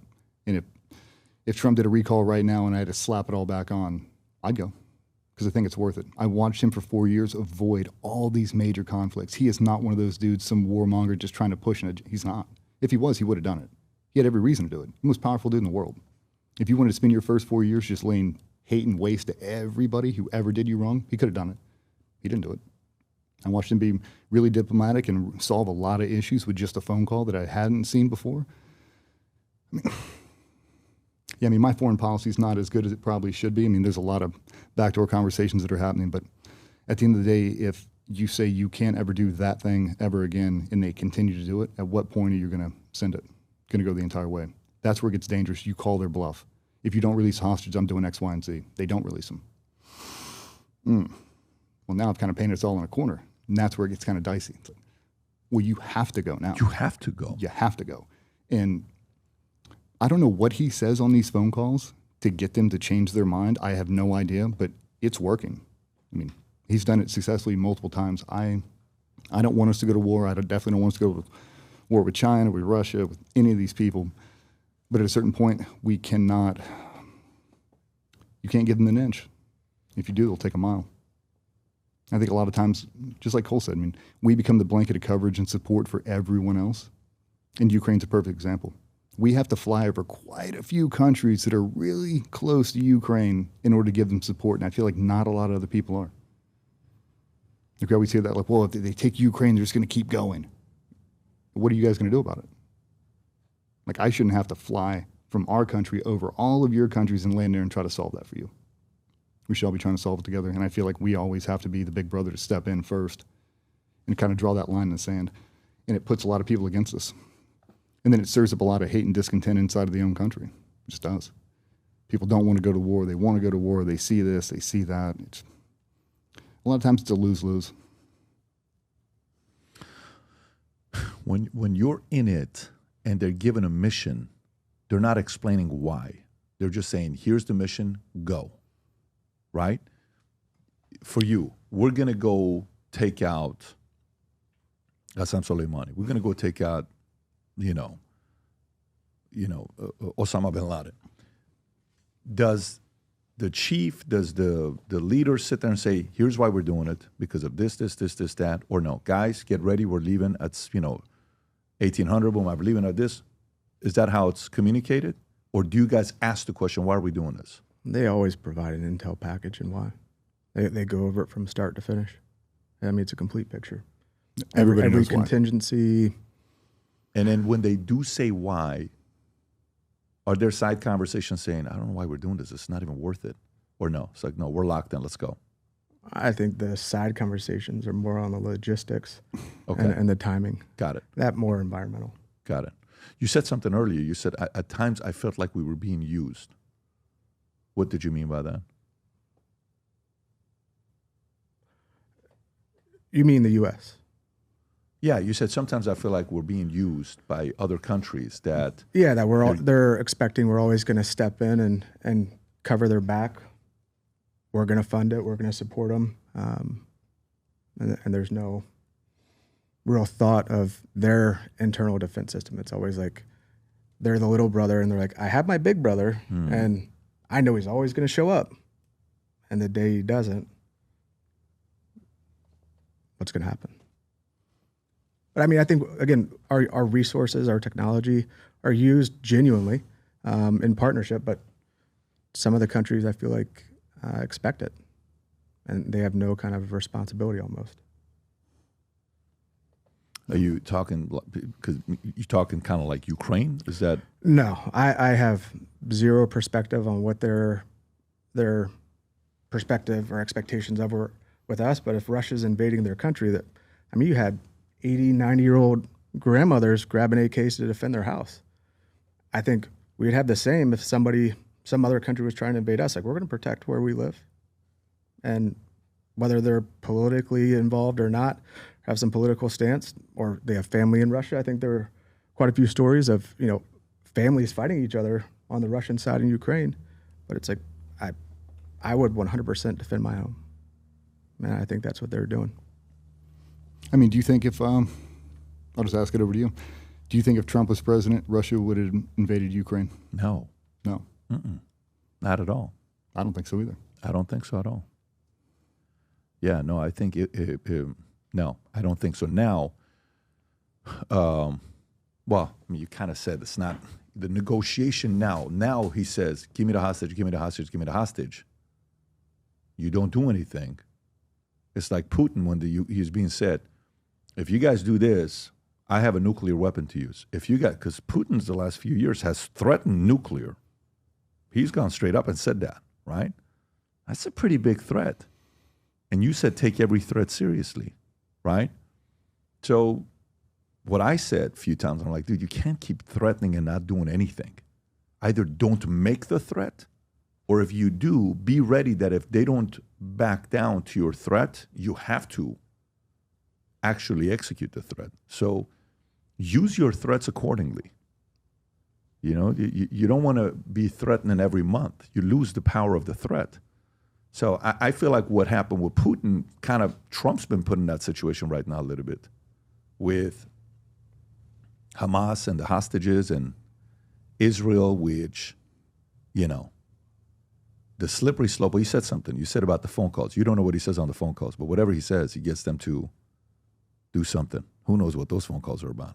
Who would love to be on those phone calls just to hear what he says? It'd break the internet. There's no telling what he's saying, but it's working. What do you imagine he says on these calls? I bet he's saying... Ask him to play golf. Can you imagine like a fun conversation? It's not even like, hey, listen, I swear to God, if you do anything, your golf memberships are done permanently. Never again. Mar-a-Lago, done. The meatballs will suck. We're going to give you 2-week-old meatballs. He's doing something. He's saying something on that phone that is scaring him. Does a commander-in-chief like that make you want to fight for him? Because you just said right now, if something happens, there's a recall, you're in, no problem. 100%. Seriously? Yeah. How old are you guys? 41. Oh, yeah, you still, okay, yeah. Sick. I love that. I love that energy, though. Like, we're ready. Look at you. Yeah. You haven't smiled like this the entire podcast. I'm just thinking about it. Like, bro, you stay ready. You ain't got to get ready. Oh, brother, call. Yeah, I'll throw it on real quick, dude. Real quick. There's something special about fighting for America and our freedom. Like, tell me what that is. Patriotism. Like, I don't have to know you. We don't have to have the same beliefs. But I love this country. I love the choices everybody gets. I love the freedom, the opportunity. Like, I'll die for it today. Fighting for it. Absolutely. Our kids, our kids' kids, like, I want them to have the same choices, chances that we enjoy. Gotta love that, man. I'm in the Army first time. I'm like, I joined the Army for the GI Bill originally. None of my parents were from Iran, so it's not like I went because my dad was a 99-cent store cashier, so it's not like I'm going because of that. But you go in, and I joined April 15th, give or take, whatever the dates were. I go to, what do you call it, before you go to boot camp, that 1 week where you get the vaccination, the air gun vaccinations, line up, you get a scab, all that stuff. You go MEPS. Is it MEPS? I think it's MEPS. And then you get to the unit, and then you're in boot camp, and then Memorial Day, whatever is end of May, Memorial Day, yes. So Memorial Day happens, and there's a ceremony. And I look at these guys who are decorated, uniform, everything, in tears, standing, guys that are tough, and they're standing like this, and you just see tears. I'm like, whoa. I say, hey, Drill Sergeant, what's going on over here? Do you know what those guys did? Do you know what that guy did? Do you know his story? Do you know what happened? These guys love their country. From that moment on, 4th of July came, because that's right after it, and you're just standing there. Dude, this is, and then we go to our unit, 101st Airborne. I get there September. of 97. Can you look, Rob, when Saving Private Ryan came out? They take us, they said, there's a movie coming out about your unit. You guys get to watch it first. We go there, 600 of us in the unit. We watch Saving Private Ryan. What year did it? It's got to be 97, 90. Okay. Yeah, so that's so weird. So movie comes out in 97, 98. We see this movie in 97. And we watch this movie. This is about your unit. This is the 104th. It was done after that. Yeah, dude. The pride of wearing that, the badge, and I got out because I wanted to get into business, and I got one phone call, but it was a unique experience of having that pride and loving your country. Were you brainwashed a little bit? Probably, but I don't mind who's washing my brain. Sometimes you have to be asking yourself, because that can go in many different ways, the negative side as well. Having the level of pride in your country, there's nothing like it. I don't know if we helped it the last 4 years. I don't know if the last 4 years we sold America and our military the way that we typically do. You're seeing the recruiting numbers that are coming up right now, which is a beautiful thing. But I love seeing your level of patriotism. Pete Hexet, did you guys ever serve with him? Did you guys ever work with him? No. Nope. Never had any interaction. No. How do you think he's doing? How do you think he's doing? Not his hair, because his hair looks good, okay? Hair looks great. Hair looks great. How do you think he's doing? Because when he got the job, out of nowhere, Pete Hexet, given a big job like that, how do you think he's doing? I think right now it's pretty young, or pretty new into it. I think he's going to develop right. I think he's surrounded himself with really good people, and I think the fact that he is down to earth, he is one of the boys. I'm just classified as that, not a politician, not going to be bought, not going to be paid for. And I know a bunch of people that really, really know him, and they all classify him as a dude. He's a dude's dude. He's a good guy. He really cares, and he is a fucking patriot. And honestly, that's what I want to be around. I want a dude that walks the walk, talks the talk, and really, really cares. And I think he really, really does. So I think right now, all signs right now show me that he's going to do a great job. Yeah, I hope. the idea of having moral authority, where the guys are willing to say, this guy understands me. Sometimes a guy telling you what to do, you're like, dude, you don't even know what we've done. Like, you don't even know our life to really appreciate and respect us. Like, I've been a sales guy my entire life. I understand the value of somebody that sells. It sucks. Got to make the phone calls, got to get rejected. You're going to have days where you're not going to make any money. You guys run a business, so you know what it's like when things are not going your way. How much does that matter when the guy that's going to be at a level like this, especially nowadays, is younger, none of the woke stuff, has served before? How much does that matter to the guys that are now following his lead? I'll be honest, I never had that opportunity. I would love to have that. A guy that's actually doing PT with you, a guy that comes out, first month on a job, he's standards equal across the board. I'm sick of the social experiments. We're done. If you can't do 15 pull-ups, you're out. I don't care if you're a male, a female, brown, white, black, Chinese, I don't care. If you can't meet the standard, you're not here. Thank God. Finally, somebody said it. Outside of the Marine Corps, everybody basically lowered the standard. Everybody did. I'm so glad he brought it back. No more of that. It doesn't make us better. It doesn't. To do the DEI stuff that we were doing? No.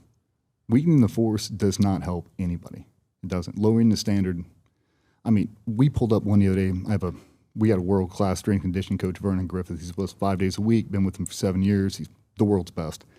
And we talked about it. Just if you look at in the 40s and 50s, high school gymnasium class, what they were doing. Rope climbs, every single person, the monkey bars, O course, push-ups, pull-ups, sit-ups, running. They don't even do a mile run in school anymore. The physical standard has dropped so far, and there's no reason for it. Because now we have the best athletes that have ever lived. It's not a matter of nutrition, science, data, exercise. We have all the data here to make superhumans, and for whatever reason, we just don't want to do it. I'm not about that life.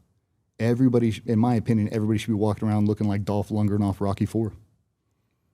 Your physical presence matters. When you see guys go through a threshold, they should be the most intimidating people on the planet. Yeah, it's funny you're saying this. Do you remember the clip of John F. Kennedy when he was talking about fat kids? You ever seen that one where you've never seen this? You got it. Rob, can you pull this up? This is John F. Kennedy talking about nothing more unfortunate than fat children. And this was a speech. When did he give this speech? Rob, I'm going to send it to you. There's two of them. I send you the first one and the second one. If you can pull up the second one that I just sent. Okay, is this? This is the first. Give me 1 second. I'll get this. This is My man, you are so fast on that computer. God, I need Rob one of is you. a genius. Rob is very quick with this. But the other one, Rob, that if you pull up, this one's 23 seconds. Watch this here. Go for it.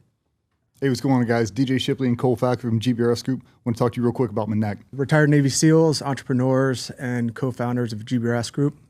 Cover everything from flat range shooting, mental health, mental resiliency, physical education, anything you guys really want to drop into. Search us on Manek, find us on there, and I'd love to connect with you guys. Look forward to hearing from you. Appreciate you guys. We'll talk soon.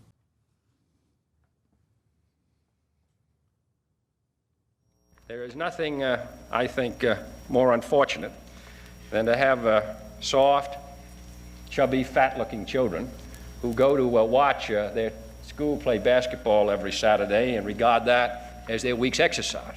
I hope that all of you will join, and everybody in the United States, to make sure that our children participate fully in a vigorous and adventurous life which is possible for them in this very rich country of ours. Can you imagine saying that 2 years ago? Fat children, chubby fat children, offensive. You know, is this continuing of that, Rob? Yeah, this is the longer clip. It's about 3 minutes. Let's just hear the first minute, Rob. Fast forward if you could a little bit when he starts talking. Go for it. To speak to the people of America about a subject which I believe to be most important, and that is the subject of physical fitness. And I speak not only as President of the Union, but also as a parent of 2 children who I hope will grow up with those qualities of vigor and energy which we identify with the best of America. This should be a matter of concern to us all. A country is as strong, really, as its citizens. And I think that mental and physical health, mental and physical vigor go hand in hand. Vigor. I hope that we will not find a day in the United States when all of us are spectators except for a few who are out on the field. I hope all Americans will be on the field. That is, they will concern themselves with the education of their children, with the physical development of their children, with the participation in the vigorous life, and then also as their children get older, inculcate into them a desire to maintain that vigor through their normal life. Our citizens are living longer, and we want them to participate fully in that longer life. But they can only do so if they give some of their time and some of their effort to maintaining that vitality. You can pause it. This is a... Gotta love this. How do we get to a point where now, you know, where we are with physical fitness? How does that happen? Entitlement, no accountability. Low in their standard. I mean, we've been saying this for a couple of years. There are too many kids that never got punched in the face on the playground that have now grown up and become adults, getting trophies for losing. Everybody gets a trophy, not working for anything, expecting everything. And now it's spilling over to the kids. The parents are offended. You can't say that to my kid. I'm not sure exactly how old you are. I know you're older than us, but it's like how we grew up. It was like, they weren't always, here, take this medicine. You're bouncing off the wall. Like, you were held accountable. Like, schools dealt with you. They weren't just like, oh, they're a problem. Like, they can't be here. The schools have become softer. There's no question about it. I mean, you get kids that get suspended or not allowed to go to school annual trips because they were play fighting with the kids. Boys specifically. Yeah. Like, you want this boy to be a man, but you're making him soft. What are you doing? Sometimes this happens at, private schools. And the challenge with that is, I read something about how boys used to be raised by men. And a lot of times nowadays, teachers, most of them are, purely through professions. It's a lot of them are women. So the way they raise boys is the way they would raise girls. And they think they're doing a good job, but they're making them softer. And how do you balance that out? It's a very complicated situation where we've been in this for a long time. To change this is going to take a minute. It's not going to happen overnight. It's going to take a minute. It's going to be the involvement of fathers being there to, shape them up and challenge them and let them know, hey, this is normal. This is what life looks like. You're going to get punched in the face sometimes. It's going to suck at times. Trust me, in business, you get punched in the face every day and you don't have a choice. Sometimes you get punched in other places where your voice changes. So you got to be braced for impact when you're getting kicked. Yeah, no, I'm with you there when it comes down to that. But it's funny that John F. Kennedy gave that speech. John F. Kennedy, imagine like a Joe. The John F. Kennedy was a Democrat, giving a speech that direct. Your kids are chubby and fat. Get your act together, parents. What are you feeding them? I can see Trump giving a speech like that. Okay, very easily. Yep. Okay, let me go to the next story here. So, PMCs, right? We've had Eric Prince on a couple times, private military contractors, and we've had that conversation with them. It's almost as if movies are portraying what's going to happen in 20 to 40 years. Okay, and you watch them, you're like, yeah, I don't know. Maybe. Seriously? That'd be crazy. It's no longer crazy. It's not crazy. It's normal. Yeah, a movie 30 years ago, that was crazy. Wow, even I said that was crazy. Now I've accepted it as the norm. So let me kind of take this in a different... So I'm watching Iron Man 1 and 2. We're going through it. We had Terrence Howard the other day on the podcast, so we went through watching Iron Man 1 because he's in it. So now Dylan is like that. I want to watch Iron Man 2, so we're watching Iron Man 2. In Iron Man 2, whoever's the Mitch McConnell role or the Chuck Schumer role is asking Robert Downey Jr. to give up the Iron Man robot to the government. He says, I'm not going to be doing that. He says, look what Iran is doing. He shows this clip, the robots that they're building in Iran, and look what Russia's building, and look what this is building. Showing the fact that everybody is building their own form of a superhuman Iron Man machine that you get to use, fly, travel, all this other stuff, right? Okay. And then this guy's a billionaire. He's very wealthy. He has the ability to build this stuff. He's super smart. He's super brilliant. And then you bring it to today. Elon Musk has given a speech about robots. And Rob, if you can pull up the speech, he says, you know, in the next 10, 20 years, the average person is going to be able to buy robots for $20,000 or $30,000, and I believe there's going to be, Tesla's going to have 10 or 20% of the robot market. Okay, he's talking about. When you're sitting there and processing future threats of military, I'm curious if this even happened or not. How much of the conversation is?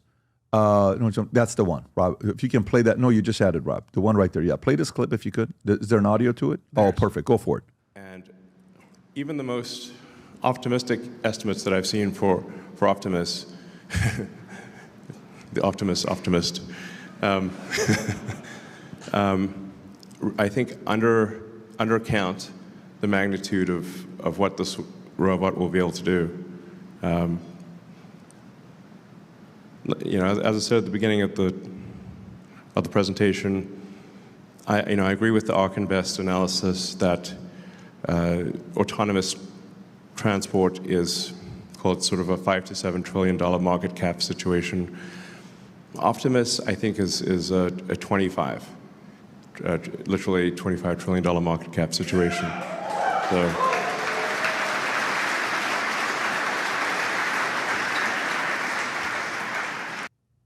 Yeah, that's not it. There was another clip that says, there we go, Tesla. It says there to be $30,000. Here it is. Is that the one? Yep. Play that clip, Rob. I think everyone in the world is going to want one, like literally everyone. And then there'll be obviously robots in industry making stuff, and so I think the ratio of humanoid robots to humans will probably be at least 2 to 1, something like that. 1 to 1 for sure. So which means like somewhere on the order of 10 billion humanoid robots, maybe 20 or 30. And so then it's like, okay, well, let's say, you kind of make, let's say the build rate is, I think the build rate will be probably something ultimately like 1 billion a year, humanoid robots. Like actually. 1 billion a year. And if Tesla just has a 10% share of that, and it might be a lot more than 10%, and there's, we make like 100 million Optimus units a year. For reference, the auto industry is roughly 100 million vehicles per year. So that, sort of similar ballpark, at least within an order of magnitude. And I think we could make one for a cost of maybe, at really high scale of about $10,000. It's smaller. It'd be less expensive than a car. You can pause it right there. Okay, so check this out. 10,000. So for me, if I'm the chief of, put me as the, sergeant major of the Army, sergeant major of whatever, Navy, whatever that position is, or the 4-star general, whatever this is. Are my enemies to worry about officially governments that I have to worry about? Or do I have to worry about free market billionaires that are soon to be trillionaires? They're going to be able to have 1 million robots that they can build and deploy. That how do we regulate them? What new threats are we going to have 5, 10, 15, 20 years from now where that could be taking place? Do you guys talk about that? And when you were in for those 17 years, at what level were those conversations coming up? Or was, no, it's just more, here's what China's doing, here's what Russia's doing, here's what this is doing. What were those conversations like? I mean, I think the worst world war that will ever happen be between AWS, Google, Apple. Like, we've seen it. Terminator. Like, I don't think it's unrealistic at this point. For sure. With AI, the speed it's evolving. I mean, everybody will have one in their house, just like Alexa or whatever Amazon kind of, it'll be in there out of convenience. Do your laundry, pick your kids up, get groceries. They'll make it affordable. Own it for 5, 10 years, lease it, buy it, get new models. It'll be a problem when they can't control them. Yeah, short wire, kill the dog, attack one of the kids. Like, we've all seen the movie. I don't put a whole lot of faith in that. But, I mean, that is a serious concern, though. I mean, he has an ungodly amount of money. And if he wanted to build an entire robot army and deploy it, he most certainly could. I mean, you can see the same thing with some of the drone stuff now. They can throw out a couple thousand drones, do these huge parades and all this stuff. All they can do is put a little bit of armament on them. It's a very hard thing to combat. I mean, the robot stuff will scare us, but I mean, it never came up in conversation. The only thing we're trying to do is solve the human problem. Dude, I think it's about to change. So do I. I think it's about to change. And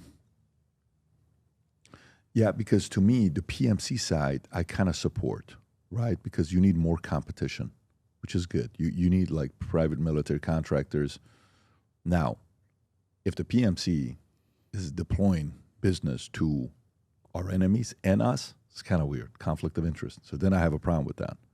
So you're sending 88 former military whatever guys to help Russia and to help Ukraine and to help this. So then do you sign NDAs and say, we'll do this $238 million contract with you, but you can't do it with my enemy Russia for the next 3 years? Is that kind of how the deals are going to get done?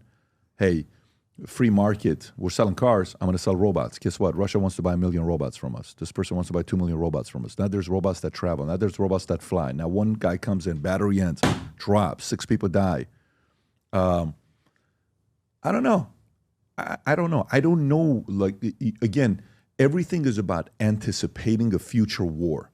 I wonder how much of us, I want to believe that our military is already ready for the 2045 war, not the 2025 war. I want to believe that. Do you believe we are working towards that, or you guys are in it? What do you think?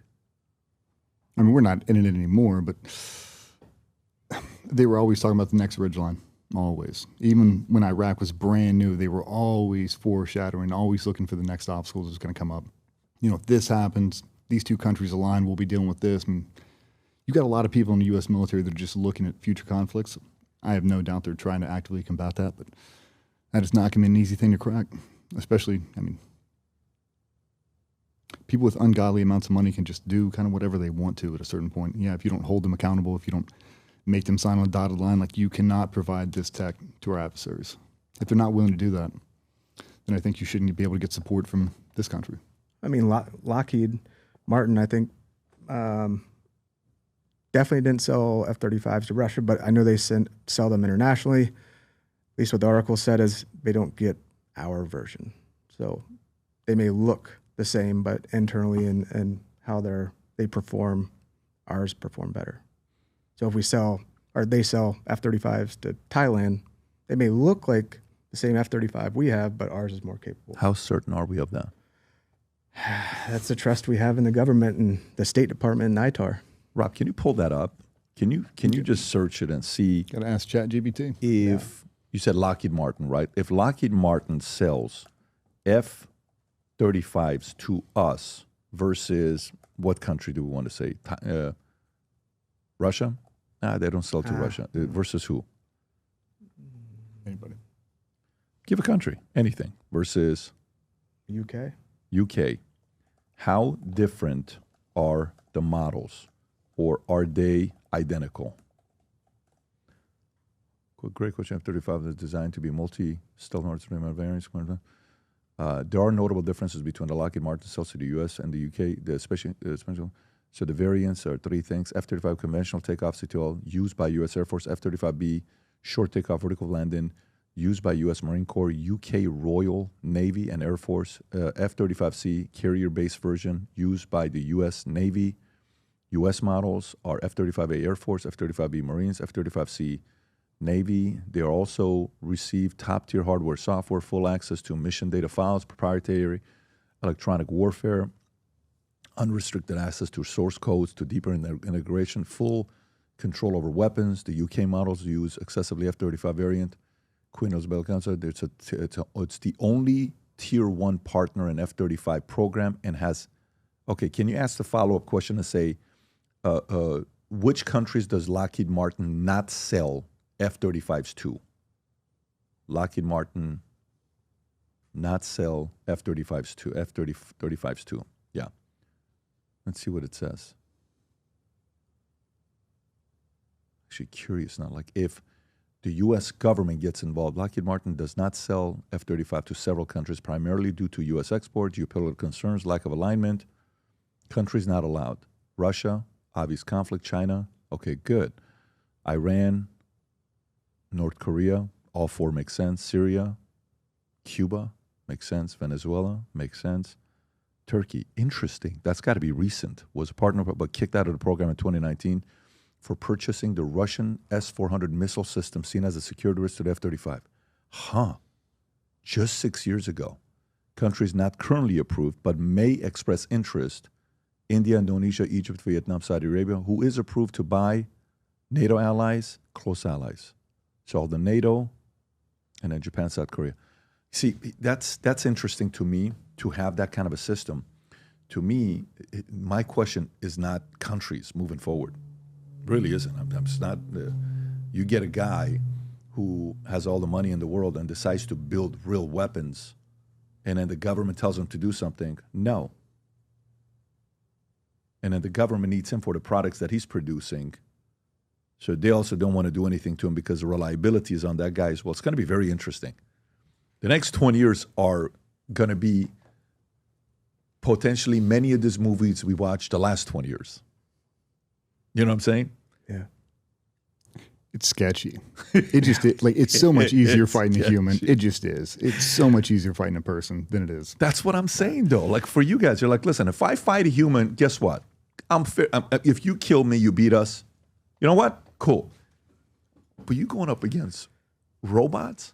We're talking about robots. Allen Iverson would say, we're talking about robots here. That's a very different situation.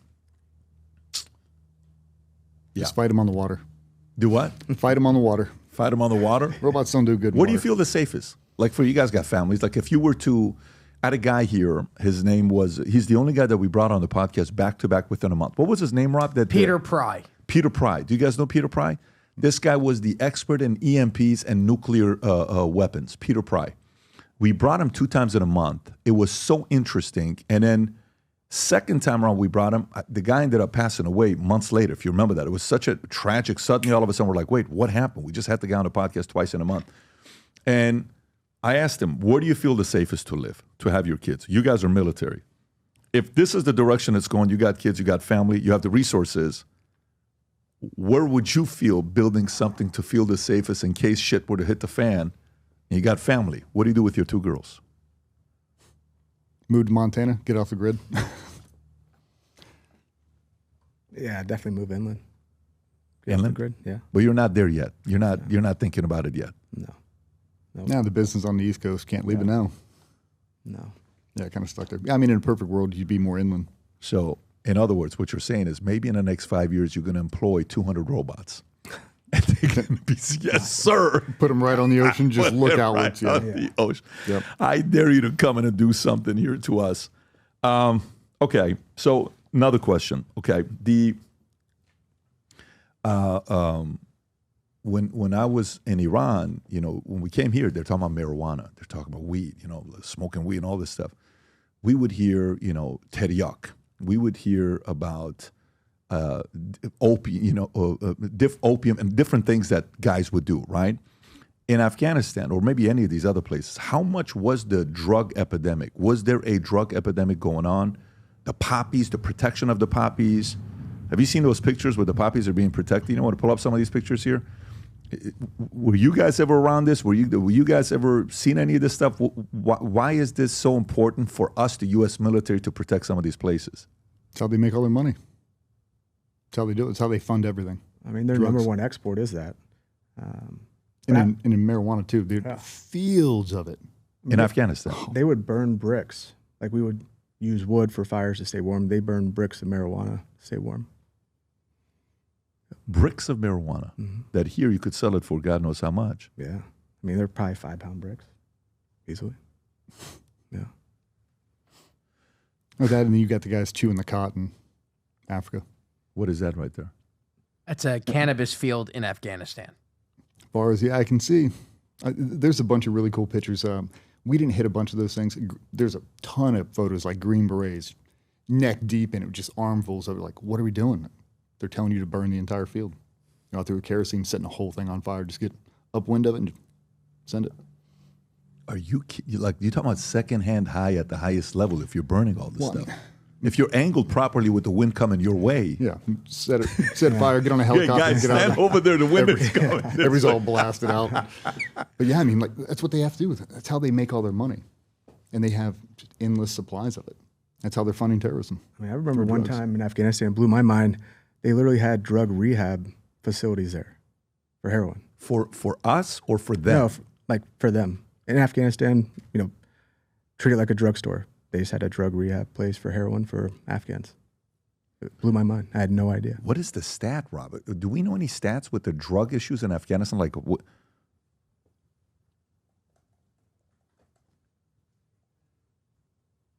Oh, that's a good one. How much of the world's opium comes from Afghanistan?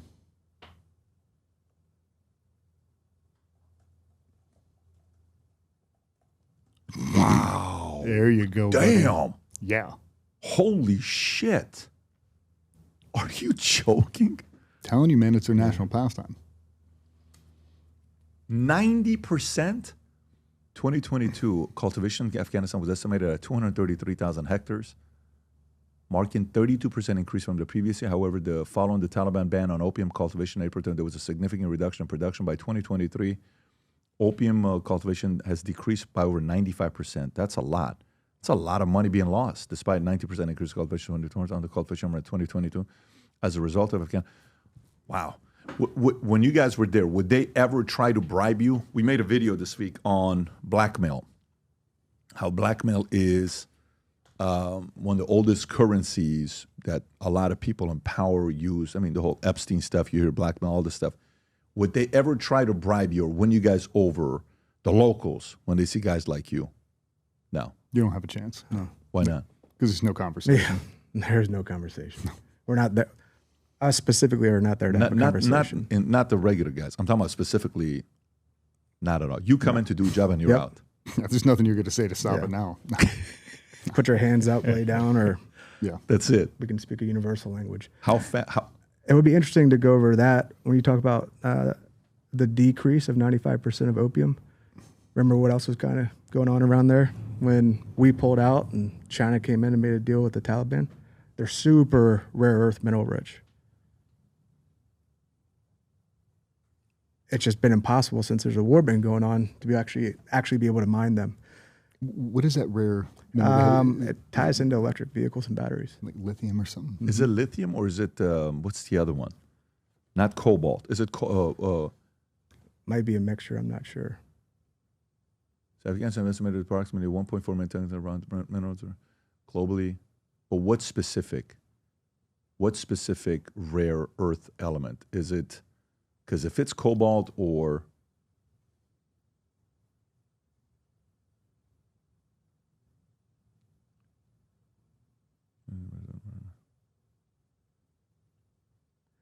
Aircraft engines, what was batteries, catalytic converters. Makes sense. By the way, I just looked it up here. In 2021, it was estimated that the opium-related activities accounted for 9 to 14% of the country's GDP. Wow. That is wild for them to have that going on. That's absolutely insane.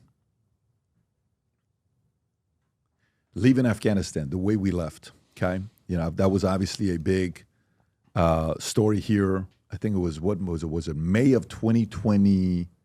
May of 2020, I think it was.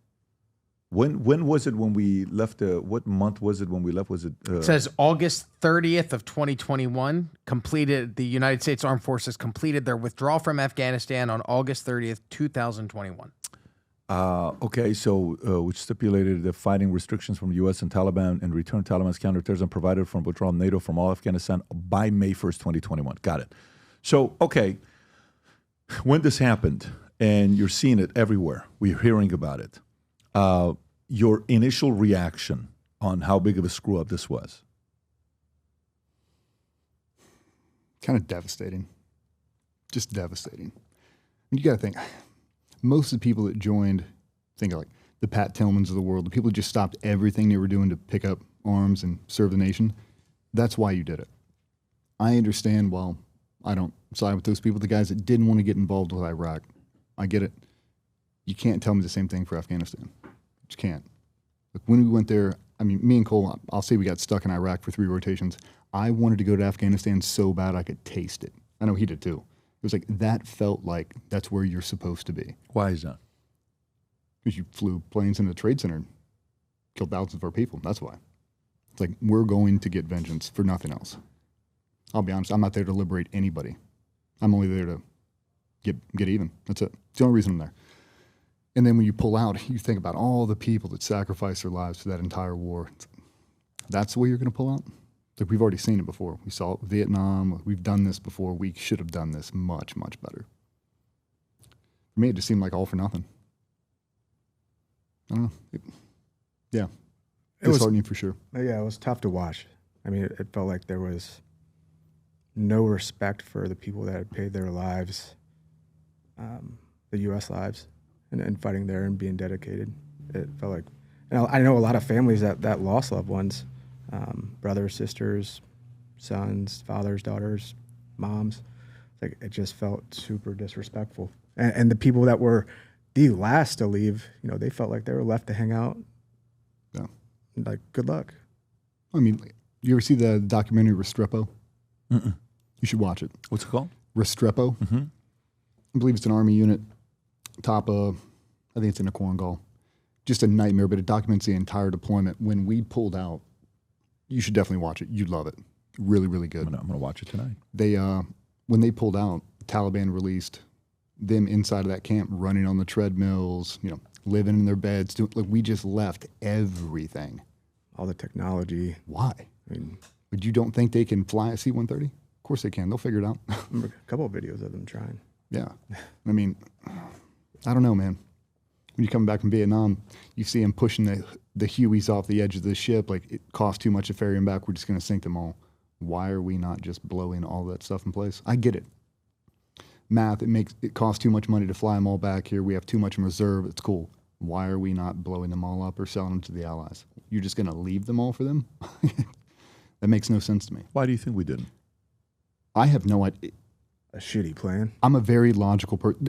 Logically, it makes no sense. You left them all the armor, all the weapons, all the night vision, everything that makes us superior, you gave it to them. Why? I mean, we've been training thousands of these guys. I mean, there's some serious forces in Afghanistan we've been building for the last 20 years, and you just left them there. What's going to happen? They all get killed. Taliban knows who they are. They just wipe them all off the face of the earth. Just what they do. That's why there was such a big push. You saw a bunch of SF guys who were going back to Afghanistan to try to pull these families out, the interpreters and all of that. It's because we dumped so much time and energy into them. Like, they were trying to make their country better, and now we just left them. Like, that's not going to work. And it didn't. Yeah, to me, it was very disheartening to see that whole thing happen. How do you think Ukraine and Russia is going to end? How do you think that's going to end? You think it's going to end soon, or you think that's going to continue? I hope it ends soon. I think if anybody's going to end it soon, Trump will. I don't think if he doesn't get it solved by mid-year, it's not a good sign. If we get into the summer months and this thing still is going on, I think somebody's going to have to step in, intervene. I mean, if Trump gets Putin to kind of withdraw, they get a ceasefire and a treaty, that would be ideal. Yeah. It's definitely concerning if we get involved, China's going to get involved, and it's kind of a domino effect after that. I definitely see China backing up, North Korea too. But hopefully, Trump's been doing pretty well at it. Yeah. Did you guys see what Zelensky said about Putin 2 weeks ago? Rob, do you have that clip? Yes, let me find it real quick. So about 2 weeks ago, Zelensky is up there just kind of openly talking about, we don't know if Putin's going to be alive or not. We don't know if he's going to make it or not. Is this it, Rob? Yep. I think this is it. Go for it. Is he sick? But it also depends on his age. He will die soon, and that's a fact, and it will come to an end. And it could come to an end even before he ends his absolutely safe and historically losing life. Historically lost life. See what he said? He just play the first 7 seconds and lower the audio a little bit, Rob, so we can, because it pops because both of them are speaking. Just play the first 7 seconds again, if you could. But it also depends on his age. He will die soon, and that's a fact, and it will come to an end. Continue 4 more seconds. And it could come to an end even before. Pause. When you're in the military, you hear something like that, a world leader who's in war right now say something like that. How do you interpret that? Wishful thinking. I think you hope that's going to happen. This is a leader of a country that's at war with Russia, saying he will die soon. I mean, was your take on it that he was going to die of old age or from violence? How old is the guy? Putin's only 70 years old. Is he only 70? Yeah, I don't know, 72. I don't know how old Putin is. He's not 72 years old, yeah. And he looks pretty good. He doesn't look like he's a Biden, He's 72. He looks healthy. He's training. He's doing his thing. But to make a comment like that, see, to me, I don't know if again, you said something. You said, no, we don't watch the news. We just kind of watch shows or whatever. You said you guys just kind of hang out and do your thing, right? I watched post-game interviews more than I watch games. Mm-hmm. And you hear a guy speak, and I'm trying to catch to see what he's saying, if they're speaking sign language, And every once in a while, you're like, oh, he said something, and he's talking about XYZ. I got it, right? Is it that detailed where you're kind of looking to see what a world leader is saying while a war is going on? There's an active war between the two. Are we paying that close attention to what they're saying? Or not really? Like, he's just another media interview that's taking place. Who knows why he said that? Talking about a high level or? At a high level. At your level. I'm sure a lot of guys are. I mean, the media puts such a twist on things that when you're over there, a lot of times it ruins your confidence. If you listen to what they're saying. Yeah. A lot of times it makes you think you're there for the wrong reason. Like, wow. I'll just say it because we cut our teeth in Iraq, and those are some rough deployments. I never once heard anything outside of WMDs until it was too late. I didn't care.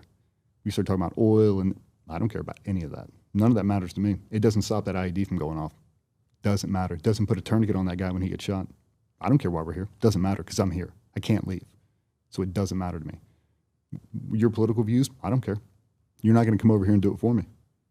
So right now, everything you're saying, it's really making me second question what I'm doing, and that flag isn't to be second questioned. I'm here for that. Now that you're disconnected from it and you see WMD and you're reading these things and you see the documentaries, does it change anything for you now? For me, it doesn't. I take it for someone who just, put yourself in Bush's scenario, reading books to a couple elementary school kids, and next thing you know, they tap you on the shoulder and say they're flying planes in a World Trade Center. Now you have to act. Now you have to go.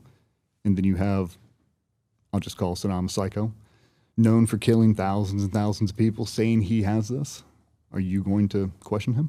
That was my justification. Like, if he says he has them, Better go find out whether you had them or not.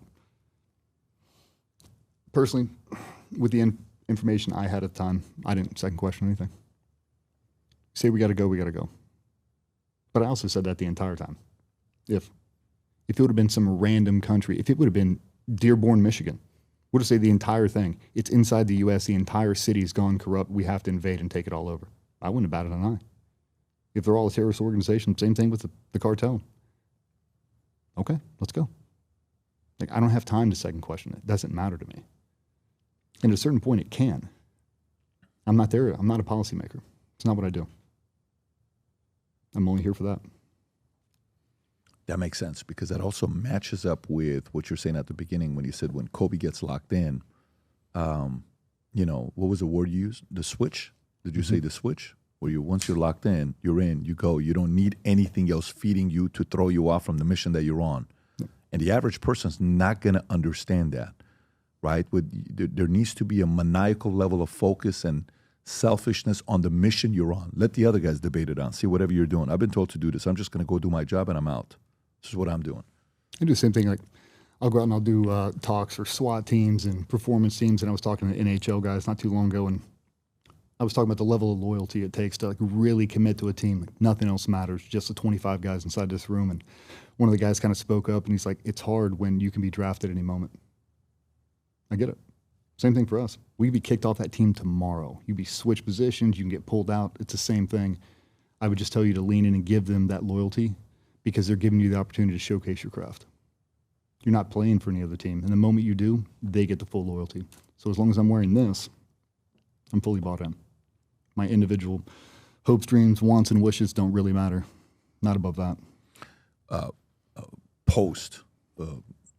remember one time, Ballin. What's Ballin's first name?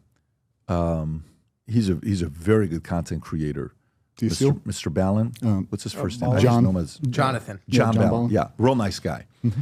And they were doing something in Dallas that was for high-level guys, paratroopers, Ranger, Green Beret, Black. Everybody was, somebody. It wasn't just like, oh, I'm air assault or I'm airborne. No, it was like you did something, right? And you're in a room, you look at everybody. Everybody looks like a stud. Like literally, everybody in the room looks like an absolute stud. Like people you'd want to hire, right? But everybody was also dealing with an element of PTSD, okay, when you're getting out trying to disconnect from it. That high you're talking about in Jeremy Renner in Hurt Locker, right? And you're getting out and you're like, oh my God, you're going to switch, all that stuff. You're getting, I want it again. I want the next rush. I want the next rush. When my friend was ETSing and getting out after his 20 years, there was a moment he and I had to have a conversation together. It's like, hey, man, I really need to talk to you. Boom, what's going on? I don't know what to do. It's like, Pat, it's a real thing. And by the way, this is not a guy that would ever complain about anything. This is a G. This is a legit, real guy. This is not a, but he says, I'm telling you, I'm going through, some weird thoughts of me trying to make this transition. How hard is that? How long does it take? Does it ever get to a point where you're so disconnected that you're not moved on? And is there a mechanism on how to disconnect from, because, when you look at sports, historically, when a guy was a professional bodybuilder or professional athlete, I don't know what the statistic is, but it's pretty high. The moment they retire, they get a divorce, because now the enemy becomes the wife. You're coming and seeing her more and more and more, right? And they don't know what to do, the ETSing part. PTSD. How do you deal with that when you're leaving after you're done with your 17 years? I mean, I think any transition in the military is extremely tough. We were fortunate or unfortunate enough to be doing our military transition in the middle of COVID. You leave an environment that you've known so well, and it's a new introduction to the world as a civilian. Everything from your schedule, choice. I mean, imagine doing something for 20 years. Now you have to go reinvent yourself. You have 3 little ones. You got an ex-wife, a new wife, and none of your family's around. What am I going to do? I graduated high school 20 years ago. And just the uncertainties, the accountability to your family, not knowing. there are some great programs out there that are really helping veterans transition and get exposure professionally. And there's a lot of really, really smart people that can add value completely outside of the industry that we're in. But it's a mentorship and showing those individuals you can have a great life afterwards. But it's extremely challenging. The PTSD, being around groups, being in front of people. I mean, this, like, we avoided cameras, we avoided social media, and now all of a sudden it's like, I got to be normal in front of cameras. I mean, that's the scariest thing right there. Is it though? Oh, yeah. Are you serious? Yeah. I mean, it wasn't natural. The natural thing was to avoid it. And luckily, we had each other going through it in the transition, and it wasn't easy for us with everything we had going on. There are some different treatments that have definitely helped. We did the psychedelic treatment down in Mexico through vets, and that was a great reset. I think both of us, it saved both of our lives going down there and doing it. It was a really good eye-opening reset. But having a good community and support network around you is key. And we're always confident in our abilities, put our heads together and not having to reinvent ourselves, being able to pass on our knowledge and what we're passionate about and our experiences on to the next generation. So you didn't have to learn the same lessons we did in blood. We wanted to pass on that knowledge. I mean, that was something that bugged us sometimes. Different teams would do ops and they would go well or bad, but nobody would talk about it. They wouldn't pass on the knowledge. And we really wanted to do that, kind of going through that and doing that. Nobody would talk about emotions. No one would be like, hey, like, I'm going through a nasty divorce or we're going through a low point. We started talking about it. DJ's way better than me about talking about it, but addressing those kind of topics that nobody ever talked about. And the amount of people that gave a reaction of, I felt alone. I felt like I was the only one going through this. Pretty much any experience in any life, outside of probably a few, so many people have gone through it. So many people go through it afterwards, but being able to talk about it, that's been a huge kind of key thing in realizing that you're not alone. And everybody has low days, high days, just managing them. DJ, what would you say? I'd say that transition is so much harder than everybody makes it seem. You get these guys that get out and like, oh my God, when you get out, every job's going to pay you $350,000 a year. They just want you to sit around. They're just going to pay you because of who you. And then people get out, and those jobs aren't there. That's not a real thing. And then you've left the only thing you've known, the only thing you've ever loved. You've left it. And on a Tuesday, you're out of the group chat. There's no email. There's no body armor to put on. There's no one who needs you, really. And you haven't built a relationship with your family, and now you're stuck with them. I use Tom Brady as an example. Tom Brady's a Navy SEAL. You did that one thing at full capacity the entire time. The moment you left it, you're like, I can't leave it. She's like, you have to leave. You have to retire. He's like, nope. Gets a divorce. Can't do it. Can't get off the train. Cannot do it. If you don't think Tom Brady laid in a fetal position and cried after he fully retired, I promise you he did. Everybody does it. Some of the darkest moments have just been just leaving it. In the moment you're out, man, I don't know how to do anything else. I feel like I'm empty. I don't have anything. That's what we talk about when I tell guys now, like, my physical fitness, my mental health are really at the forefront of my priorities. I wake up in the morning and that's what I knock out first because that gives me the bandwidth to take on everything else throughout the day. I feel like a lot of people lose that. They leave the military. You've been on the same structured routine. I don't care if you're on an 82nd Airborne, some SF team, a SWAT team. You've been doing the same thing the entire time. You wake up, you go do PT, you eat breakfast, you go upstairs, meeting, training, deploying, blah, blah, blah. It's the same thing. If you just keep that first morning routine the same, it feels so familiar that now between 10 a.m. and 5 p.m., you can do whatever you need to now because my first morning, it feels so repetitive. It feels like I've been doing it my entire life. I wake up the exact same time I did when I was in. I do the same fitness, hang around with the same people, same protein shake, same 20-minute walk, same everything. So the first part of my morning, it feels like I'm still in the team. I mean, we're surrounded by nothing but team guys now. It feels the same. What percentage of your employees are former vets? With training former vets. Like 35, 40% or so. training cadre. I mean, they're all team guys. By the way, when you get out, like I remember how much money I got out with, but I wasn't in there for 17 years. I was there for 2.5 years. When the average SEAL gets out, how much money do they have in a bank? Well, it depends, because we got medically retired. That becomes an issue that no one ever gets you prepped for. So we'll say, E7 in the SEAL teams, I'll say you make $90,000 a year, everything all in. As soon as you start that medical retirement board, they take away all your special pays. Dive pay, jump pay, demo pay, hazardous duty, AIP. You lose it all. And depending on how messed up you are and how long that whole process takes, you go to 50% of your pay. So for me, when I started that medical retirement, it took about a year. So I have to bridge that with all my savings. So when I retired, like when I got it, I got electrocuted right before I retired. So now I couldn't work. I couldn't do anything. I mean, I'm laying on the bed in double slings, can't make any money, and I've ate up every ounce of my money market, every ounce of savings. Put the kids through private school because nothing changes. Now I just don't have the income. And now physically I can't make it. That's where everybody hits rock bottom. Now you feel like a total failure. Like I've done this one thing, I've sacrificed so much for this one job. Your wife deserves a medal, bro. Exactly. Holy shit. I put her through absolute hell. Absolute hell. Yeah, me and her story is, wow. It's not a Hallmark movie, but it's not a Hallmark movie. It's not. What business are you guys in? What do you guys do now? Now we started GBRS Group back in September 6th of 2019, and just over 5.5 years old. Have close to 40 employees now, and in-house. Shit. Another 15 1099s. Bunch of different verticals within the company.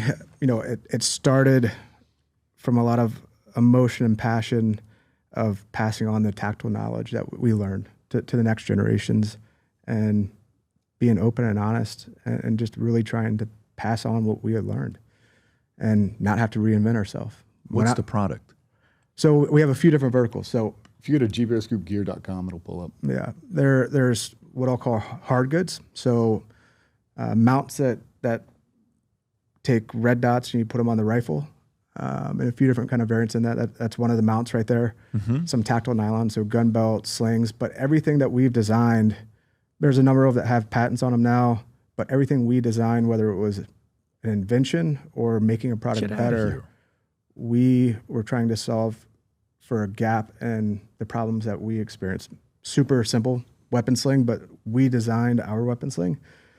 Could tell you every reason why we did it. The naked eye may not look any different, but all of our products were trying to solve a problem, be 100% dependable, and enable the end user. And so hard goods, soft goods, kind of branded T-shirts, hats, subscription apps, workout, Patreon, and training.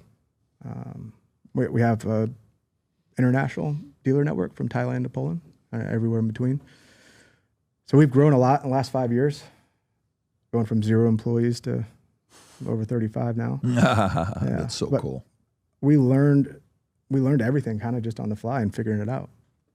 We had 0 business background and just kind of figured out. Got 401ks, health insurance. Oh yeah. Oh yeah. All the fun parts, but that's cool. Like the irony is that was never the goal.